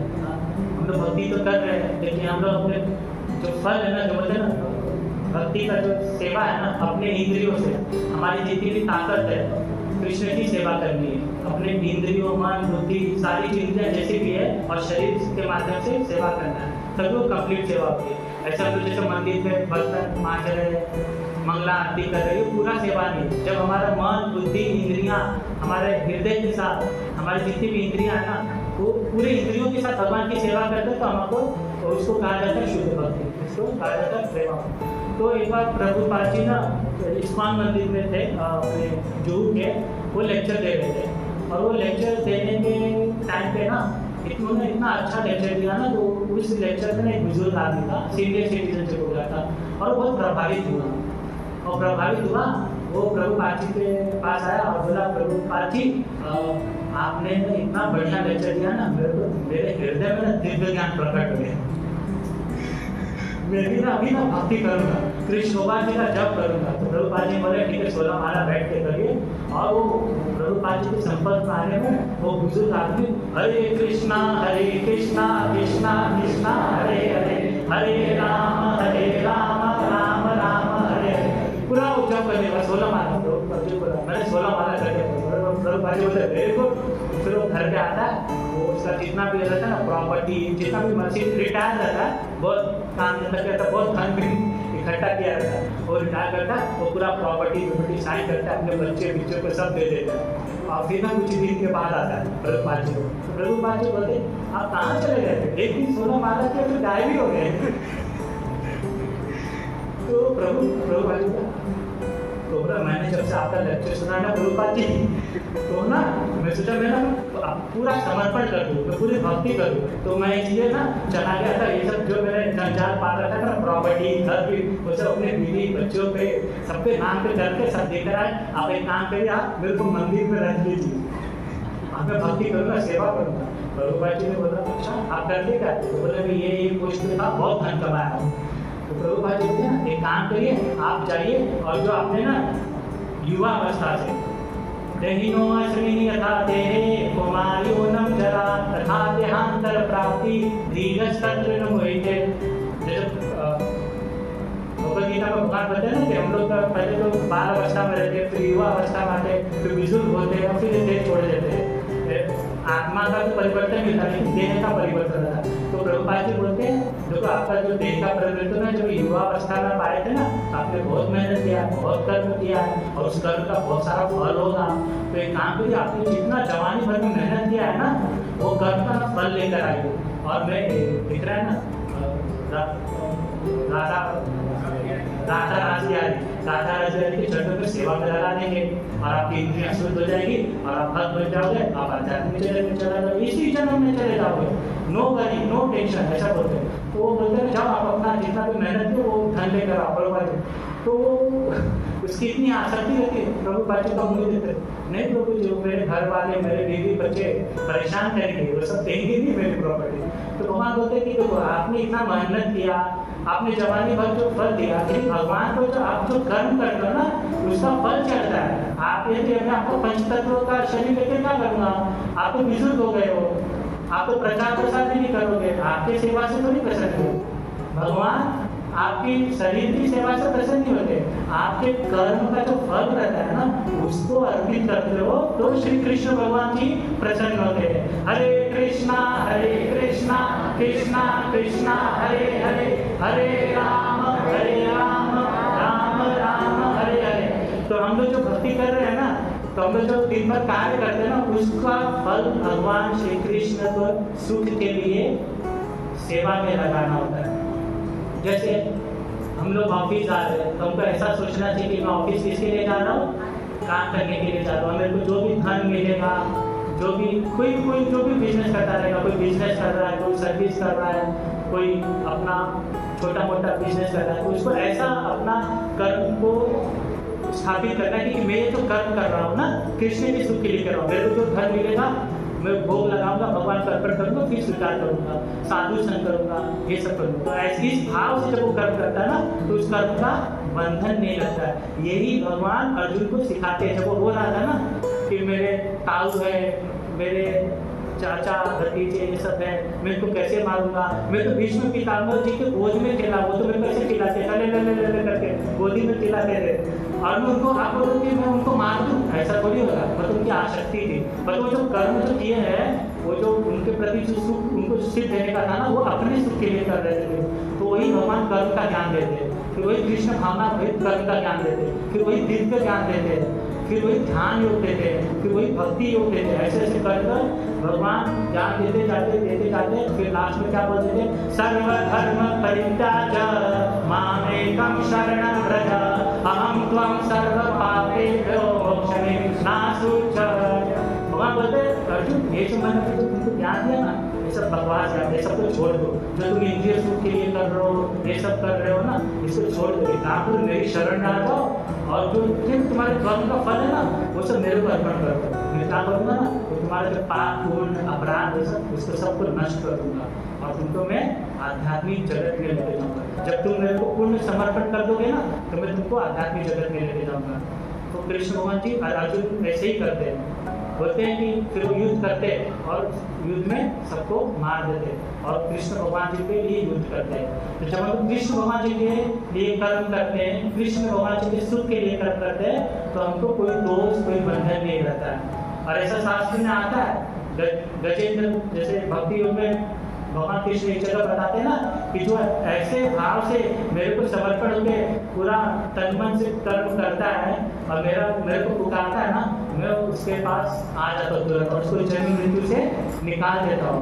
तो ऐसे गजेंद्र महाराज जी की भी कथा आती है। तो एक बार ऐसे होता है, प्रभुपाद जी भी ना लेक्चर देते रहते हैं, तो वो एक एग्जाम्पल देते हैं प्रभुपाद जी की कि एक माता पिता रहते हैं, अपने बच्चे को बड़ा करते हैं, उनको उस माता पिता जी से का जो बच्चा रहता है उसको बहुत प्रेम करता है और वो उस बच्चे को ना विदेश में भेज देते हैं पढ़ाई लिखाई के लिए, और वो वहाँ पर ना पढ़ लिख कर अच्छा बन सकता है। तो ना 3 प्रकार के यहाँ पे स्टेज बताते हैं प्रभुपाद जी की। तो एक माता पिता जो रहते हैं ना, जब वो बच्चा पढ़ लिख लेता है ना, वो फोन करता है, पापा मम्मी मेरा पढ़ाई हो गया, मैं एयरपोर्ट से इस दिन आ रहा हूँ। तो एक टाइप का माता पिता जी क्या होते हैं, ठीक है आप आ जाइए, और वो क्या करेंगे अपने किसी ड्राइवर को भेज देंगे, लोकल को भेज देंगे, चाहिए आप उस मेरे बच्चे को लेकर आइए, और वो बच्चे को रिसीव करेंगे एयरपोर्ट पर लेकर आएंगे, और वो माता पिता जी क्या बोलेंगे कि आप कैसे हो, आपको कैसे पढ़ाएंगे, सब कुशल मंगल है, ठीक है, यहाँ पर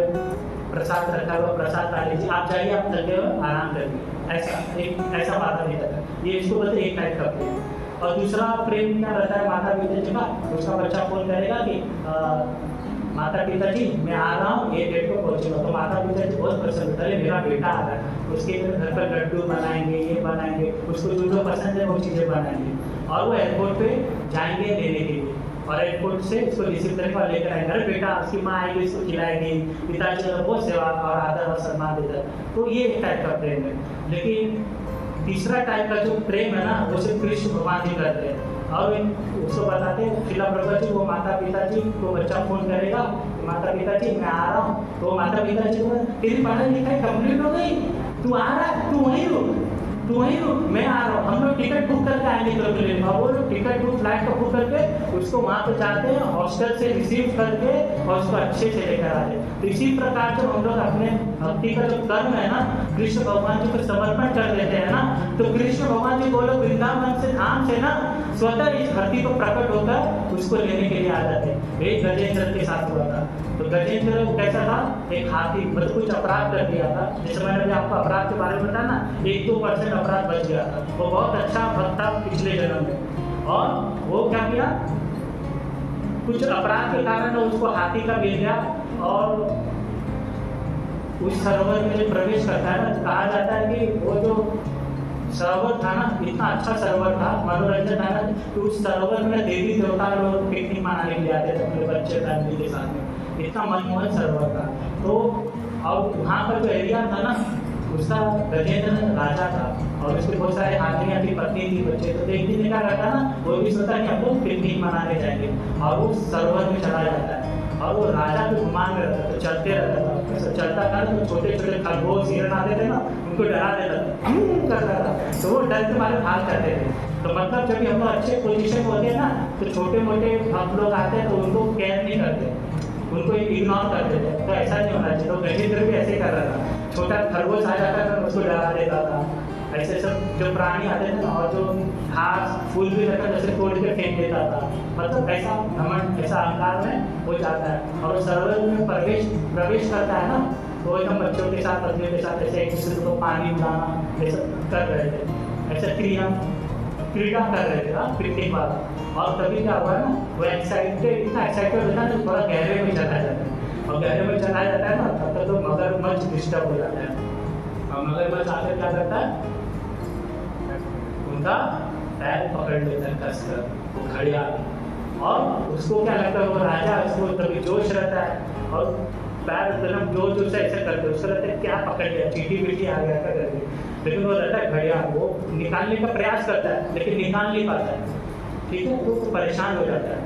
तो उसके जितने भी सगे संबंधी बच्चे थे ना, वो सब लोग ना, अरे मेरे पिताजी को घड़ियाल ने पकड़ लिया है, निकल नहीं पाता। तो उनकी पत्नियां थी, बच्चे थे, रिलेटिव थे, तो सब लोग मदद किए, लेकिन कितने दिन मदद किए, 4 दिन, 5 दिन, 6 दिन, 7 दिन, 8 दिन, 10 दिन, फिर बच्चे भी चले गए अपने आप, और बेचारा गजराज जो था उसी पानी में था, और वो बाहर का प्राणी था, उसको उसका बल वहाँ पर नहीं चलता था, वो पानी में था, पानी का प्राणी मगरमच्छ था तो उसका बल चलता था। तो ऐसे करके सब चलेगा। और लास्ट में क्या हुआ ना, पत्नियां भी तो थी ना, वो लोग भी चलेगा। बेचारा अकेला हो गया। तो इसका मतलब क्या हुआ, जब हम लोग जो हमारा कर्मों का बंधन होता है ना, वो कर्मों का बंधन सिर्फ भगवान नहीं, जो अपराध का, पुण्य का, पाप का, ये सब जो बंधन है ना, वो सिर्फ भगवान ही नष्ट कर पाएंगे।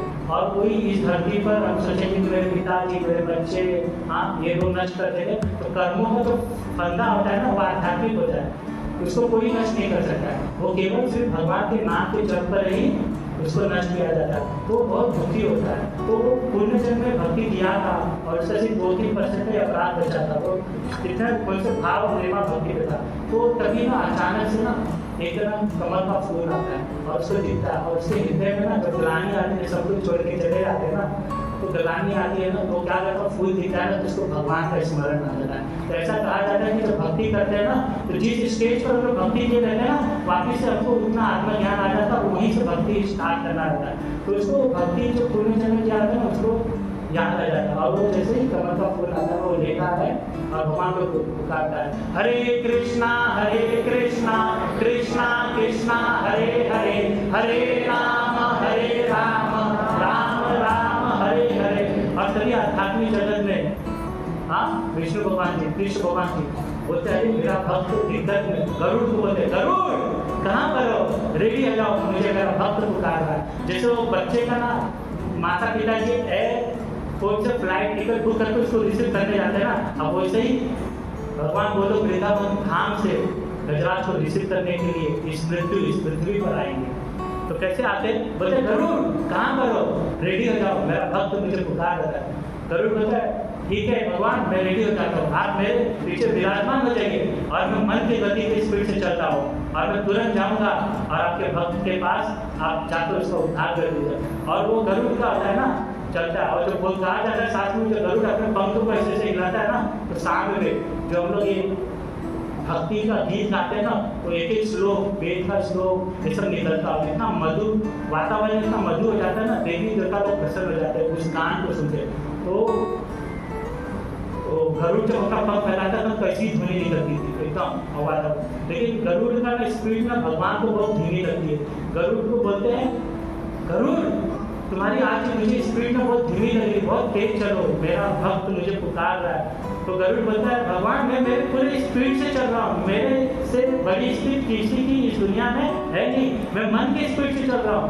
तो भगवान बोलते नहीं गरुड़, तुम्हें आज मेरी स्पीड बहुत धीमी लग रही है। बोलता नहीं भगवान, मेरी स्पीड बहुत तेज है, मैं मन की गति से स्पीड से चल रहा हूँ। भगवान बोलते नहीं।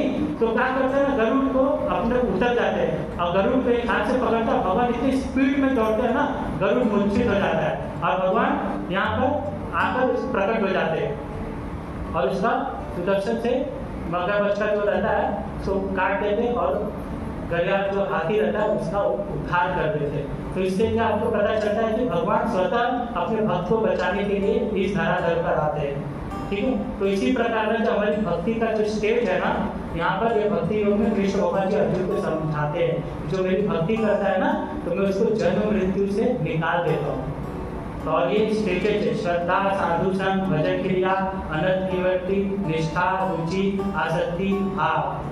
हाँ, जब इस स्टेज पर हम लोग भक्ति करते हैं ना, तो भक्ति का जो स्टेज बढ़ता है, अभी हम लोग जो साधना भक्ति करेंगे ना, तो उस 2 पत्ते का जन्म होता है। एक से क्लेश का नाश होता है और एक का शुद्धता।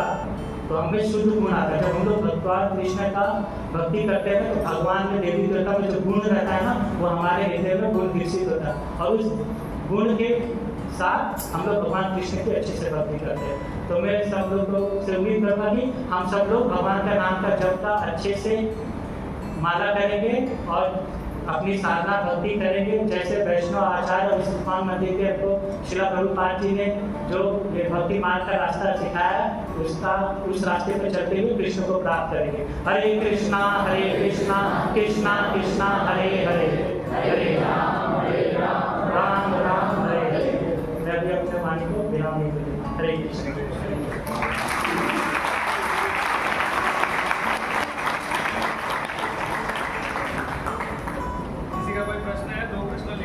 किसी का कुछ प्रश्न है तो पूछ सकते हो भक्ति के रिलेटेड। हरे कृष्ण प्रभु जी। हरे कृष्ण। जी, ये बहुत अच्छा समझाया। तो जैसे कि आप बताए कि भक्ति वैष्णव के चरणों में अपराध होने के बाद ये नहीं होता जब तक हम सामने वाले को वैष्णव को अपोलोजाइज ना करें। तो फिर समझो कि किसी वैष्णव के प्रति अपराध हो गया और हम इस जन्म में नहीं, हमें समझो मर गए, फिर अगले जन्म में क्या तो वहीं से स्टार्ट करना पड़ेगा। जैसे प्रभुपाद जी बताते हैं, जैसे हम लोग भक्ति में आते हैं तो कोई 5 साल की आयु में आता है, कोई 10 साल की आयु में आता है, कोई युवा अवस्था में आता है, कोई 70 साल बुजुर्ग होने के बाद आता है। तो जब हम लोग वैष्णव के प्रति अपराध करते हैं ना, वो पीरियड रहता है ना 10 साल का 15 साल का, तो क्या होता है, हमारा 2 बैंक अकाउंट होता है। एक मटेरियल बैंक अकाउंट जब लोग कर्म करते हैं, पाप को पुण्य कर्म, हाँ, उस बैंक अकाउंट में जमा होता है। भौतिक कार्य जो करते हैं ना, उस बैंक अकाउंट में जमा होते हैं, जैसे HDFC बैंक। और जो हम लोग आध्यात्मिक कार्य करते हैं ना, वो हमारा सब कुछ एक SBI बैंक अकाउंट में जमा होता है।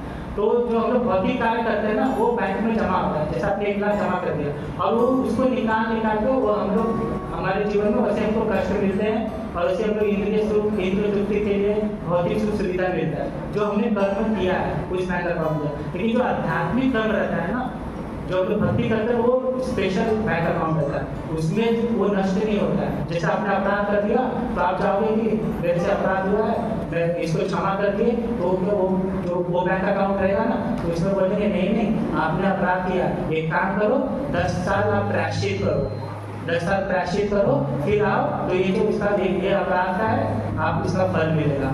तो 10 साल तक हम लोग जो प्रायश्चित करेंगे ना, तो फिर उस भक्ति के स्टेज पर वापिस आ जाएंगे और वहाँ से फिर भक्ति स्टार्ट करते हैं। देखते हैं ना, कोई बचपन से भक्ति करता है और कोई 40 साल, वो 40 साल का जो गैप है ना, वो अपराध रहता है। और वो जब समय आ जाता है ना उसका अपराध का, तो उसको भगवान वापिस को भक्ति देता है, आप यहाँ से तुम वापिस से भक्ति स्टार्ट करो, तो ऐसा भक्ति स्टार्ट होता है। तो जब वो अपराध को उस टाइम पीरियड खत्म हो जाएगा, तो भगवान इसको वापिस उस स्टेज पर ला देंगे कि वो भक्ति वहाँ से वापिस से स्टार्ट करे जहाँ पर वो भक्ति पिछले जन्म में या इस जन्म में छोड़ा है वहाँ से। तो इसे भक्ति में आने का अपराध नहीं करना चाहिए। ये गुरु और नाम अपराध और भगवान का अपराध और वैष्णव का अपराध बहुत खतरनाक होता है। ये सीधा ना आत्मा पे आघात करता है। और बाकी सब जो अपराध है ना, वो हमारे कर्म और पुण्य और पाप पे रहता है, वो हम लोग भक्ति इंद्रिय का संसार में करते हैं।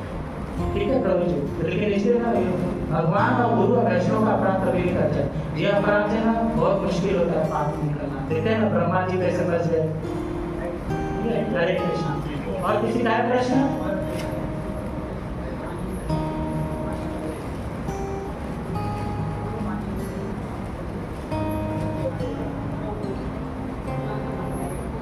हरे कृष्णा प्रभु जी, धन्यवाद प्रणाम। हरे कृष्ण प्रभु जी, अभी आपने जैसे बताया कि जो अपराध है 3 अपराध, हाँ, वैष्णव अपराध, गुरु अपराध, पीछे और ये अपराध का निवारण जैसे धाम, हमारे धाम है वृंदावन धाम, जगन्नाथपुरी धाम, तो जब कार्तिक में हम दर्शन करते हैं तो वो अपराध मिट सकता है, नहीं मिट सकता?